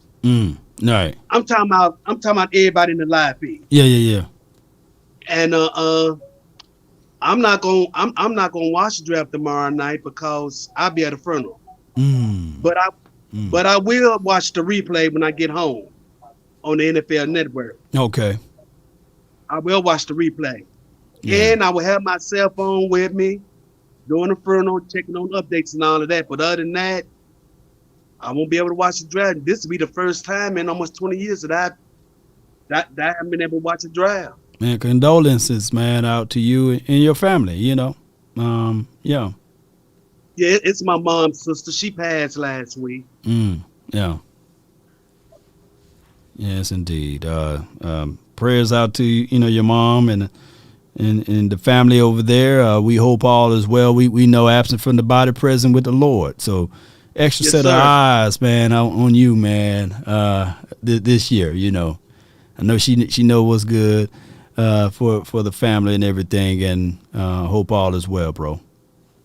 All right, but we should have a good draft tomorrow night. We should have a good draft class. I'm not even worried about tomorrow night.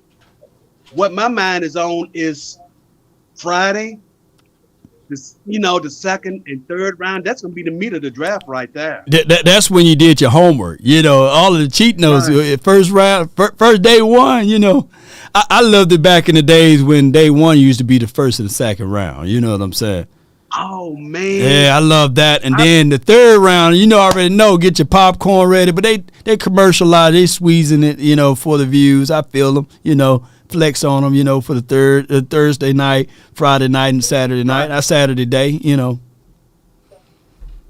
I remember a long time ago, they used to do the whole thing from the beginning to the end, and it would take about 12 hours to get it completed. In one day?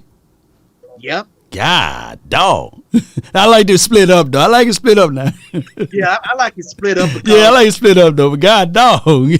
But I loved it when it was first and second round, day one. Right. Yeah, I loved it when it was like that. But like you said, it don't become so commercialized now that. Mm-hmm.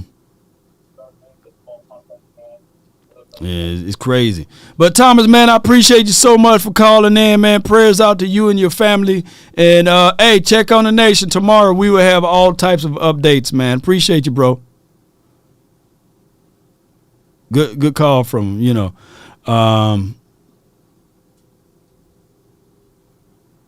Yes, indeed. All right, so we got my guy. He's still on the phone over here. Give me 1 second here. Cam. Whoa, Cam.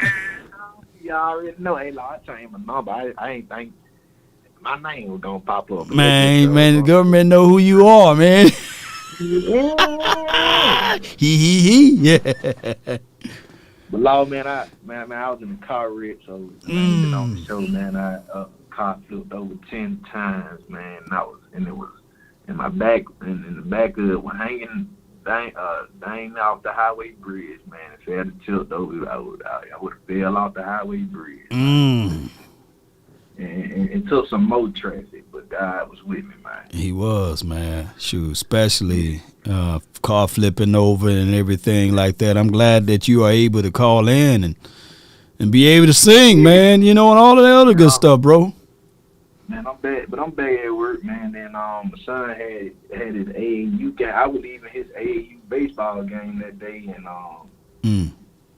man, it was crazy. And then they was some cars. They was some cars. They was like 3-4 cars behind my wife and him. So I just But I did crawl up out of that myself because I got that dog in me. Got that dog in you, man. Hey, still called Top Dog Law, man.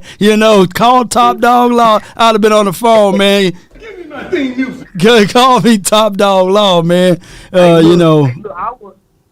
was calling when I was in the hospital because I was getting the doctor. I had staying there a couple days. I was getting Dr. Hill. She said, you can't. I said, well, God dang Law Nation on. And that's what I'm going to watch. I said, that's my television. Yeah, man. I had the whole hospital on your show, so you probably got some new viewers, man. They said, because half of them some Cowboy fans. Man. But let me get to talk about this football, man. Talk about it, man. We know this draft going to be crazy. But what I want to tell people is don't be too high on everybody because we all know that it have been some people drafted the first round, first pick, second pick, the top 10, and they didn't produce like people thought they would produce when they got to the league. Mm-hmm.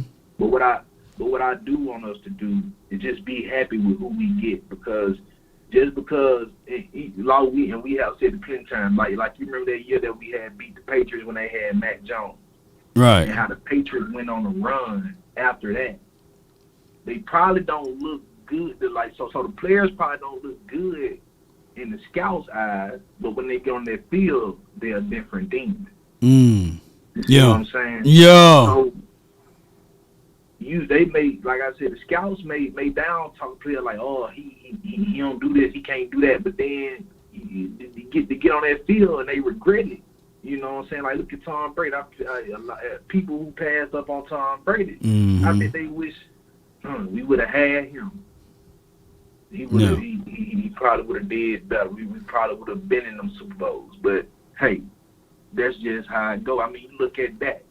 He ain't won a Super Bowl yet, but a lot of people passed up on them. They wish they could be a 12-5 or, for 2 years running and have a quarterback who can produce like he can produce. You see what I'm saying?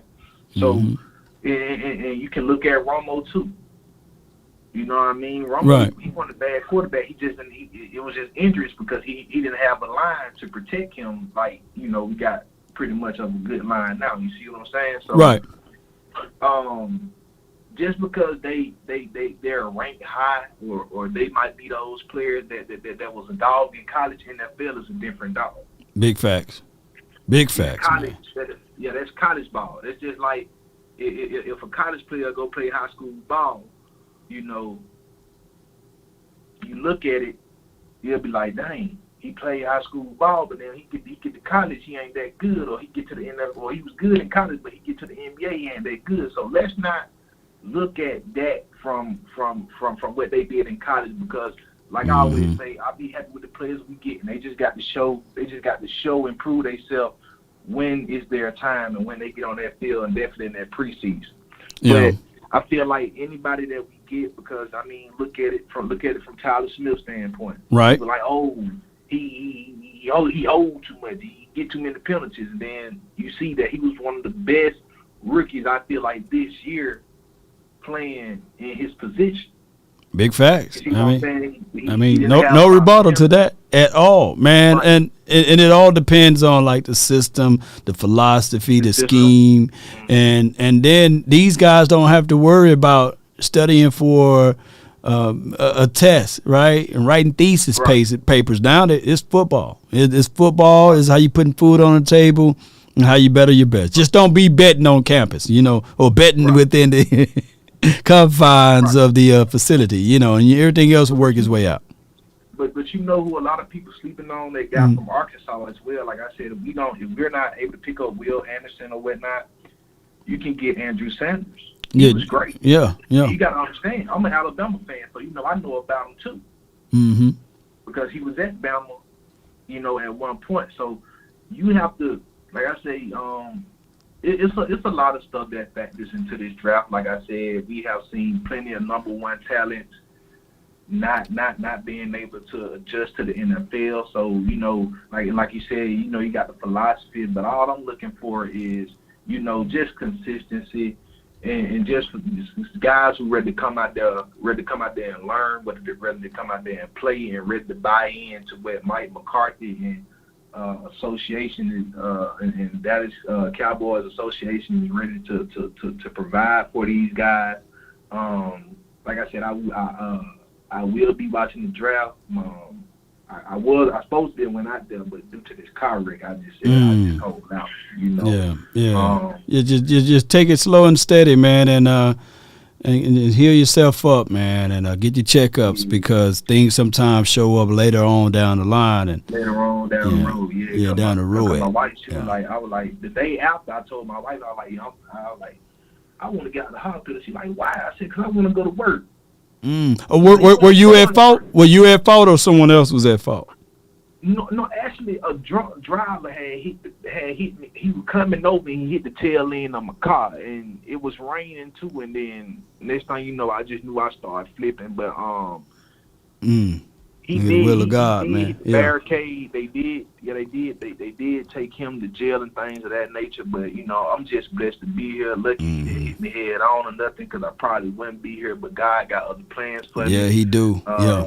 Because I am a Sunday school teacher, and sometimes I preach on Sundays, and they was like and a lot of people, they was up there, they was praying for me and stuff like that, and like I just wanted to call in, like the doctor said, man, you just don't quit. I was like, look, I stay in the hospital as long as you let me watch Law Nation. Man, that's hey man, I really appreciate that, bro, for real, man, and I'll be thinking about you, man.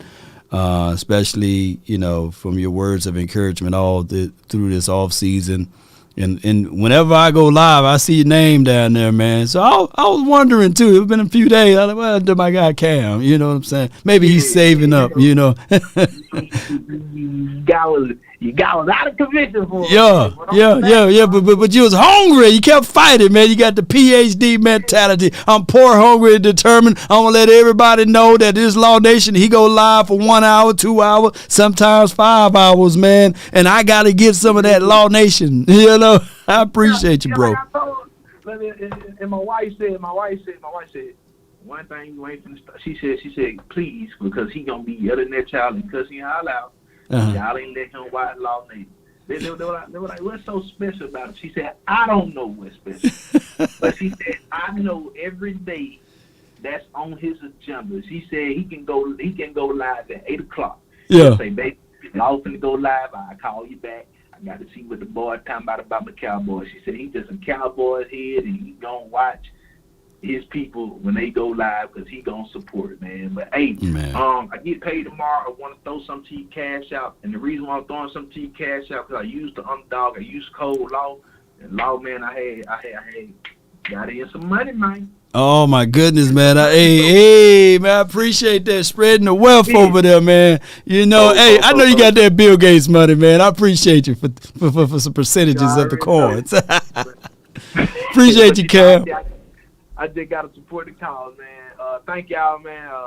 Shout out to the Cowboys. Like I said, y'all, you know, whoever we get in the draft, let's just pray and hope that those guys are ready to come and learn and compete. And let's just get ready for OTAs and everything like that. And we just ready to do our thing. We all waiting for the season to start, man. So it is what it is, man. But how about them Cowboys? No doubt, man. Good over here, Law. You know it's Cam. Whoa, Cam. Let's go, man. Appreciate you, man. That's Cam, man. Cam Dub. You know, I ain't going to call out your whole government name. I almost slipped and said it. But, yeah, Cam, man, I appreciate you so much. Prayers out to you and your family. I know car wrecks is always crazy things. You may have your plan to go somewhere, and, bam, you're in a car wreck, right? And it's crazy how people say, man, I don't see any more miracles, man. Miracles happen literally every day. Literally every day. I've seen that, you know, I've learned. It's like, Law, how you stay calm in certain situations. I'll never forget leaving out from work. It was like many years ago when we didn't get a chance to work from home, you know, leaving off from work or leaving the facility, nail in the tire. You get mad, you get angry. You fix the tire, what have you, and then you drive up out of the work area, and less than 5 to 10 minutes, you see a car wreck, head-on collision. You would have been right there in the midst if you didn't have the car wreck, right? Sometimes, man, God works in mysterious ways. Or you'll go through a situation whereas you will twist your ankle, twist your knee, right? And the very next day, you just seen someone else play pickup football, basketball, or what have you, that somebody got into a fight, shootout, right? And, you know, 2 or 3 people passed away because of some crazy thing by you not being there. You know, it just mysterious things happens, man. And that's why I say, man, just keep prayed up. And know that God got a plan, God got a mission, God got things that He'd already got mapped out, and things don't happen just for chances. Everything happened for a reason. JC Network says, God is good. Shout out to you, Law Nation, Cowboy family. I appreciate you so much, man. I thank you, man. Thank you. Wonderful show. Wonderful show. I was on JC Cowboy Network just the other day, and we didn't have a good time. We didn't. We had a great time. Didn't we, JC? We had a great time. And shout out to you. Shout out to Captain Rob. And shout out to your wife. All of you guys that reached out to me that's on your network, man. I really appreciate you guys. I'm no more a guest now. It's home now. So whenever I jump on JC Network, I'm going to kick my feet back and, you know, I'm going to chill. May have me some oodles and noodles, some popcorn and everything else, fam. I appreciate you, man. Look, they say I motivated him. He motivated me. See, that's how it works. If we shore up the left side on the offensive line and add depths, the Cowboys will be unstoppable. Guard with the first pick. That's my guy, Dallas Cowboys hard hitter. So Steve Avila, Osiris Torrance, those are your guards. But I said before, and I'll say it again, tackles make the best guards for the NFL, right? So if you could find a tackle out of the draft and insert said guy into a guard spot, then hey, we can rock and roll with that. But I got a guy that's been waiting here patiently, and let's see if we can bring him up. What happened to you, fam? JP, yeah, I got you next. Let me see if I can re-add you in here, man. You gotta turn your deal on. There we go. We're gonna add him to the screen here. You driving? I'm not. You must be down there in Mississippi somewhere, bro. You on that dial up. Bro, you in a horrid locations. Yellow. All right, bro. Yellow. Man, you got that.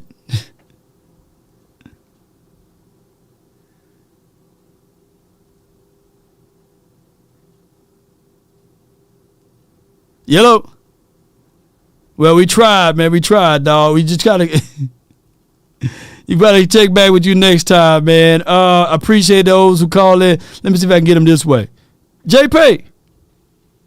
What's happening, baby? Nothing to it, man. Hey, when I try to pull you through via the phone, man, you're just not good juice, man. You must be in Adams County somewhere. Where you at, man? Get out of my county. I'm over here in Natchez, baby. Get out of my county, man. I'm over here in Natchez, baby. I'm over here eating some of this fried chicken and okra, baby. Oh yeah. We'll get some cornbread too now. Yeah. Oh, hey, I just want to give a shout out to camp. Hey, take care, man. Hey, man, accidents are no joke. Right. Been in those and don't want to have any more. But once you get over your jitters, about maybe a month from now, get back in that car, start driving, baby. Oh yeah. You know what I'm saying? So anyway, you getting ready for the draft, Mr. Natchez? Man, I'm ready for it, man. I can't wait to see who we gonna have drafted tomorrow, and then the next day, at least giving us spoonfuls of surprises, man. Hey, what position you played down there? Who, me? Safety. Oh, you play safety? Yep. Okay. What about yourself, man? You ride the pine? Did I ride the pine? Yeah, I rode the pine, man. You know, I was hard, man. You know what I'm saying? Yeah. DB life, some DBs. More so. We got into a fight. Have you ever heard of a guy by the name of Doc Woods? No, I didn't hear about him. No. Okay. Well, we won state in '97. In '98. But what happened? There's a war between the track team versus the football team versus the basketball team for stealing players. So the football team and the basketball team wanted everybody to run track. But by me being so great at what I did as far as the track side of things, it was one of those situations where it was always fights. Track was all season, cross country, indoor, and of course, your basic track there. Yep. But I was all right, you know what I'm saying? I was all right, you know. I ain't gonna lie to kick it to you, you know what I'm saying? Some people say, man, I was so good. I wasn't that dude. Hey, can I give a shout out? Can I give a shout out to my show? I don't know if I can do that on this. Man, go ahead, man. Sure. Give a shout out to your show, man. The Phoenix JP show. Check that out. I might be on live tonight. What time? Around 7. Probably about 7, so. And I also want to join you guys, man, on one of your chats, man. So how can I do that? I tried to add you. I just tried to add you a few seconds ago. Okay. What about with you and Boston and a couple other you guys? Oh, you talking about like that? Yeah, I want to meet Big Game James. I want to meet y'all, man. I mean, most certainly. Boys, baby, Southern boys. Most certainly, man. Southern guy, Southern podcast, man. We can definitely work out things in that way. Hey. Yeah. We will have a fan show. I'm gonna reach out to Boston. We'll see if we can have a fan series, man, and have you on and other guys to jump on in. Let's do it that way, you know. I gotta ask you something before you Talk let me to go. me. What about working on this defense? I know y'all want to guard, but what's up with this? Ain't you worried about that D line? Well, I like Kalijah Kancey. I do like him. I do like I do like Benton. I do like Cam Smith. I do like Deontay Banks. There's a lot of guys, man, that I like as far as is coming out of this draft. Hey, would you be okay with a D tackle first round? I would be all right with it, and it would be okay with it. You know, I wouldn't be too mad at it, even if it is Mozzie, man. I'll figure out ways to grind with that. You know what I'm saying? Yeah, because that San Fran game kind of scared me though. Mm-hmm. Talk to me. We just couldn't get to him. Did we get a sack in that San Fran game though? Maybe one. Oh man, I think we probably got 1 sack or 2 sacks. I don't know for sure, man. I have to go back and look at it. Does that kind of bother you, Law? Let's be honest now. Well, in that San Fran game, I would think, and just to be fair, I would say to you, I don't think that our defense were the major issue. I know that Dak Prescott gave the ball away to the 49ers, but overall we held them to 19 points. On the back end, if Trayvon Diggs catch that interception, of course, or if the aficionados call an illegal play down the field, then maybe we'd be talking about something else. But I can tell you that defense wins championships, and you can never get mad at or get upset at the Cowboys looking to improve their defense. One more thing before I let you go. Have you watched tape of Jaren Hall yet? The quarterback. Yeah. Yeah, he's pretty good. I like his skill sets. I like what is a developmental situation. I'm sorry, I didn't mean to cut you off. No, you good. Go ahead. Did you like how he run though? Like, if ain't nothing down and the pocket's breaking down, he gone. So yeah, would you be okay with drafting him maybe the 3rd or the 4th round? I wouldn't mind it at all. But DTR is my guy. Go look up the quarterback for UCLA. I like him a little bit better. Oh, you like him? Yeah. I'm on the West Coast. I watch a lot of Oregon, a lot of California games. He just don't impress me, Law. Well, I get it, man. You know, that's just how it is, man. It's just what's your flavor of ice cream, you know? And right now, he'd probably not be your flavor. But I look at all of these quarterbacks as developmental pieces. It's going to take them a year or such outside of C.J. Stroud or maybe Bryce Young. But even with that, those guys are going to be rookies. It's going to take them a minute regardless. Yeah. But Tanner McCay, that's my guy Scorpio says. I like Tanner McCay. Look up his tape. Hey, how far are you from Houston? Dallas is about, depending on your foot, basically 2.5 hours, 3 hours, depending on your foot. So you in Dallas, okay. Yep. I got to hook up with you, man.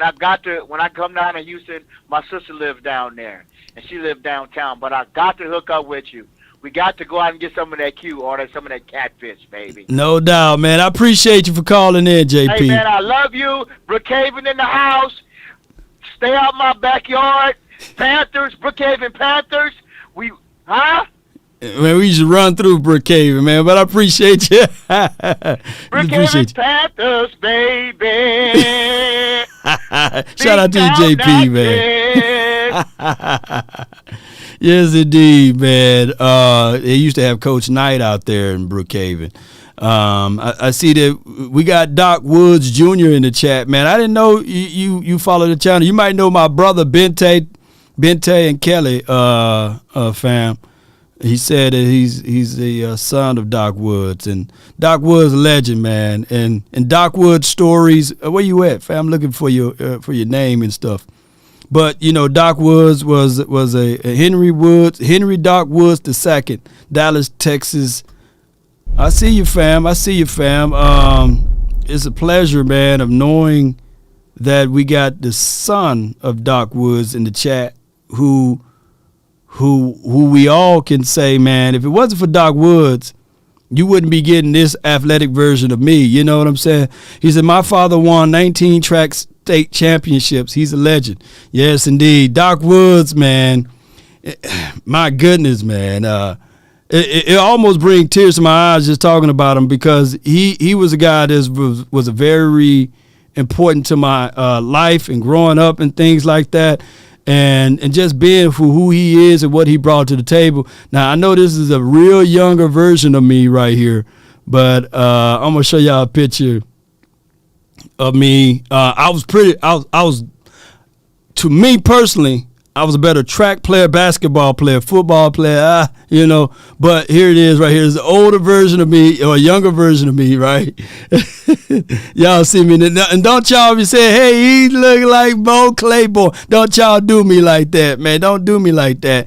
But y'all can see some of the awards or what have you that we were able to get at the Natchez or what have you. You see the ring on the hand for the state championship or what have you.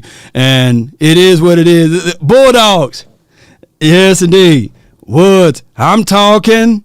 Why you talking? That's how your father sound, man. And he said, when I was in Valley, I was a legend before Jerry Rice, and I ran so fast that I can turn the lights off, and I ain't lying. I will be in the bed before dark. I'm fast, and I'm such a legend. This is how Doc Woods talk. I'm the rabbit. The grass would die behind my feet if I walk on the grass. You know. Law without the beard. I'm a legend. And he wouldn't be afraid. You ugly. You know that's how Doc sound, man. That's how Doc talk. That's me before the beard, though. You know, truth be said, if I cut my beard off, I still look like that guy. You know. Yes, indeed. Yes, indeed. He said you miss him every day.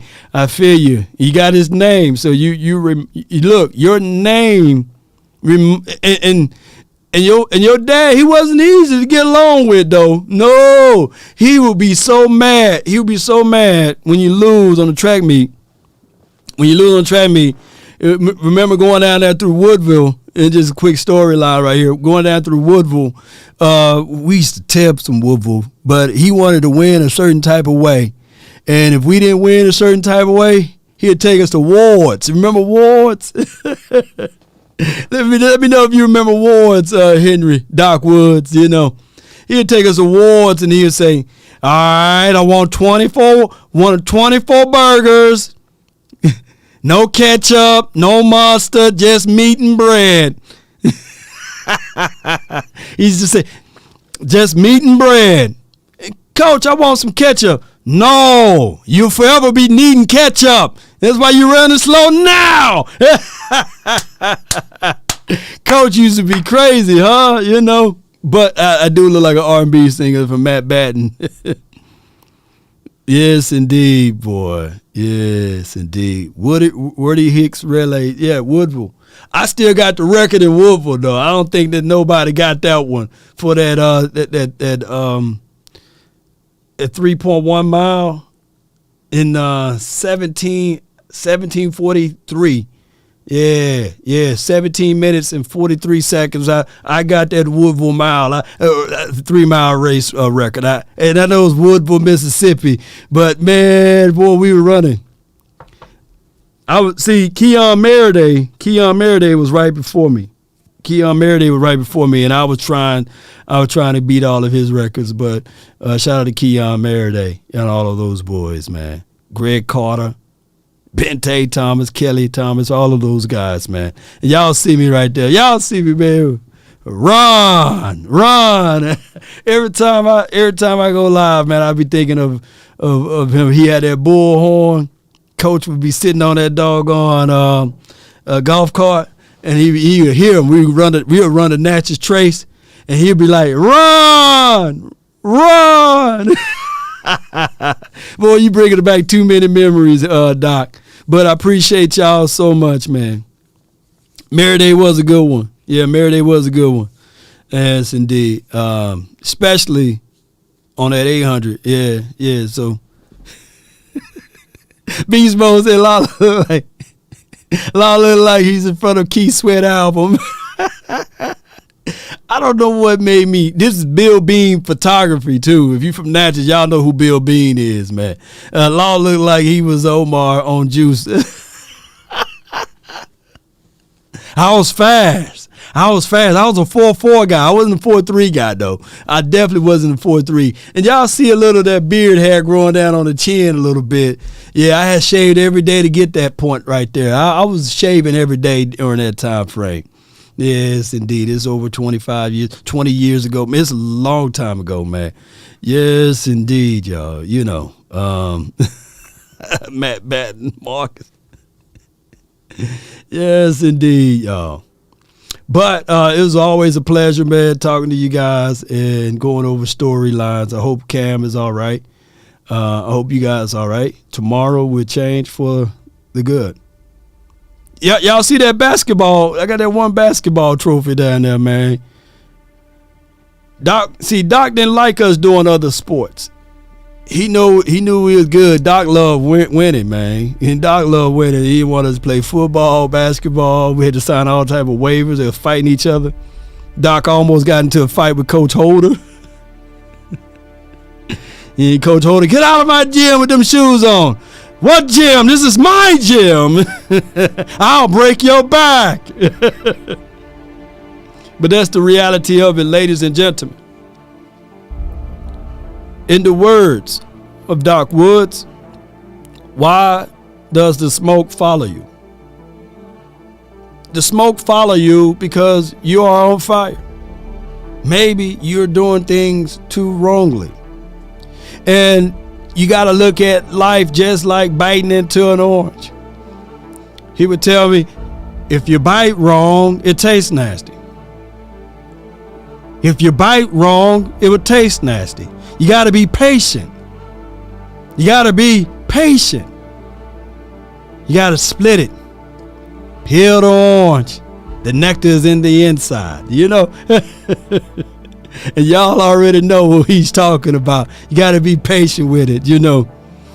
But, you know, that's the famous Doc Wood. And he knew geometry. He was a math teacher. Yes, indeed. But one of the famous things that he ever said, and I put it down to memory. If a person is profiting off of a blind man, he would never teach you or inspire you to see. Write that down. And when it hit you, you will understand. The name of the game is to profit for that guy. So he didn't want you to inspire you or teach you to see. And that's a con man. And Doc Wood was never that. But write that down, commit it to memory, and understand where you are at. Life itself is full of con mans. But I come here to tell you guys that I want you guys to know the truth. And if you're blind, my job is to show you and to inspire you to see. It may hit people 10 years or 20 years from now, but these are the truths of life. How bad do you want it? How much are you willing to get it out of the mud? And when you come up short, are you willing to fight for it? I go back to tell you guys what Cam flipping over in his car multiple times and climbing out of it, going to the hospital saying, I still want Law Nation on my TV. I'm hungry. I'm determined. And we can only visualize it, right? He experienced it. Flipping over the sound, the rain. Somebody's drunk hitting him, spinning his car around. And he was at the edge of life. Could have been gone just like that. But it's amazing that he's here. Still supporting the nation. Still rocking with the nation. How bad do you want it?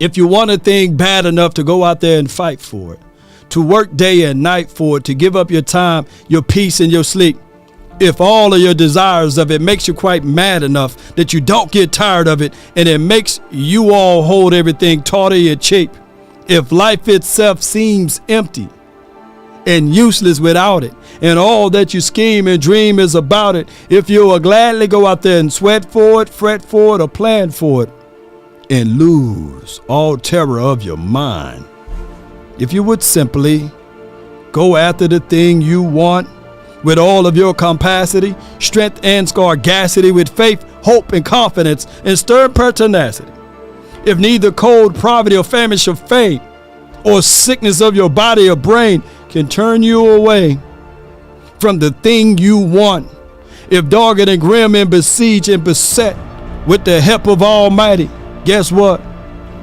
You will get it. You see, there's a new thing about this right here. Going back, looking at this picture, I made the varsity team when I was in the 7th grade. I was shy. I didn't know how to really communicate with people. But one thing that I managed to learn under the wisdom of Doc Woods were these things right here. There will be times that your name will be called and I will have to lean on you.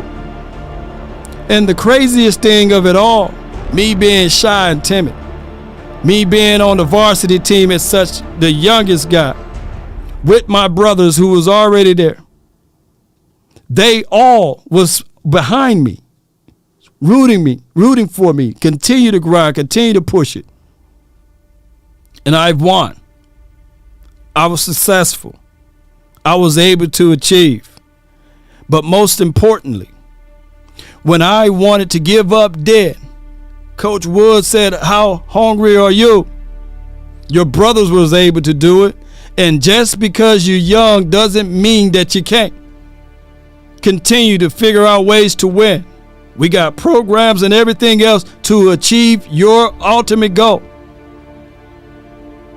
And I've won. The consistent battle of dealing with the low end and climbing to the top is everything. And one thing that he said that, hey, by being in a sport like this will build character. And it was leadership. It was chances. You accomplish one goal and then you wipe that away and you start another one. And then before that time frame, I had people behind me instead of in front of me. And they wanted to be just like good old Law. And then it turned around. It began to be 3 people. And then the 3 people turned into 10. 10 turned into 16. 16 turned into 25. By the time I graduated, I was most likely to be successful. Graduated top 10 in my class or top 100 or what have you. Why did that change? Well, it was words from the coach. Character, baby. Building starts at a little age. So that's why I tell people, and I always tell people, yes, especially the youth, if you want to be successful in life, try new things.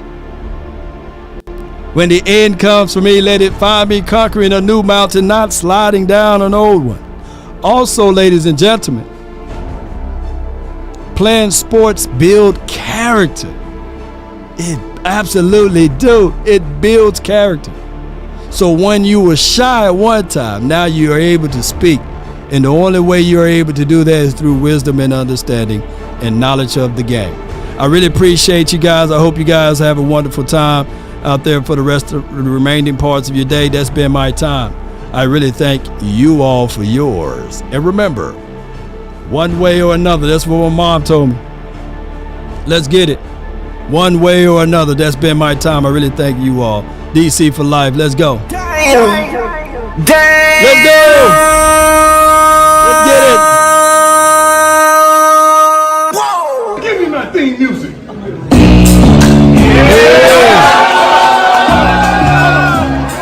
Come on.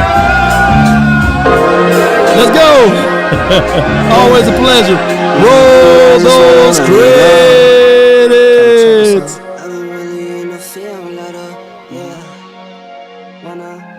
Remember, everyone have a reason, but results are what matter. Come on. Hey. Brandy, thank you. Come on. Mr. Wright, Antoine, thank you. Frederick, V, appreciate you. Count that too, count it up, count it up. Lately, I just wanna run it up. Need them ones. Yes, indeed. Yeah, small school though. Yeah, Scorpios. If you're the oldest senior in high school, you'll always be top of your class. You right? Small school. Yeah. We were 5A though. 5A was pretty. It's in between. 5A school. If you went to a 5A school, you shoot. Let me know in the chat. But now I heard they got 6A. They got all type of different A's around there now. 7A probably. But boy, when we run up across a 2A school or a 3A school, she count that as a dub. Dub all day. Call it too legit. Shout out to you, Matt Batten. I've been really in the field, love the rush, I love the feel. Lately, I just wanna run it up. Don't need no deals, I make the deal. Have to take it to a meal. Lately, I just wanna run it up. The private school was different too, though. Shout out Cathedral and Trinity and all of those schools too. Lately, I just wanna run it up. Count that too, count it up. South Panola and all of them. Oh my goodness. Mississippi schools go hard. But you know what? I hate to say this though, but we don't hold a candle to those Texas. Them Texas schools, man. God dog. They on a whole different level, man.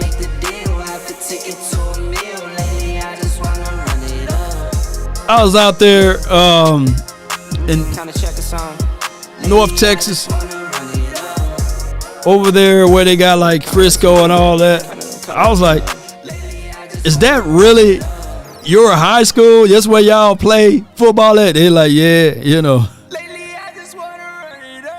Texas really God, football, then family. It ain't God, family, and football. No. It's God, football, and then everything else. Somebody saying you ain't lying. Somebody literally saying, nah, law is not lying. They don't like football in Texas. They love football out here, man. Right. The street light finna hit good. Will McClay.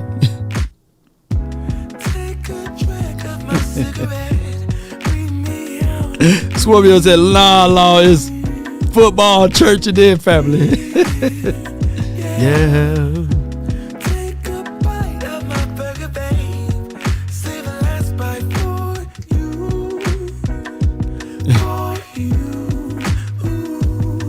Don't let the street lights hit you. Let the street light finna hit you. Will McClay.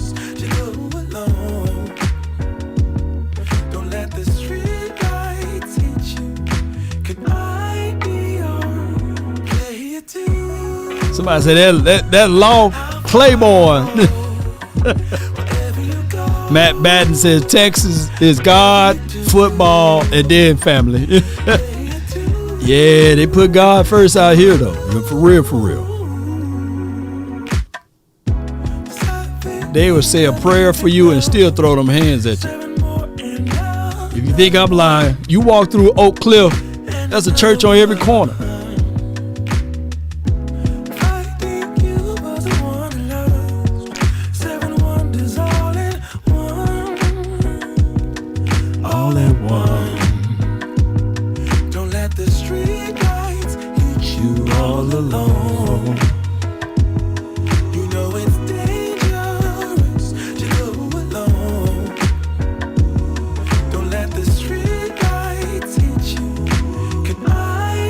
Boy, I needed a sandwich in that picture. I follow. He needs some milk.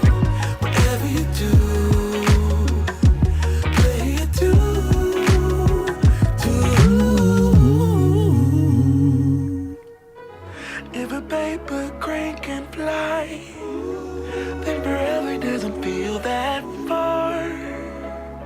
So far, so Shout out to you, Sadiq. Keep in mind, we sent out those books for the Boss Cowboys Guide. Shout out to C. Burleson. Shout out to Henry, John. They got that free book from Law Nation Sports. Let's go. Let's get on up out of here, man.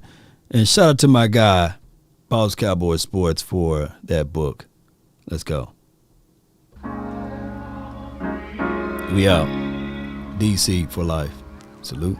You have to be your biggest fan.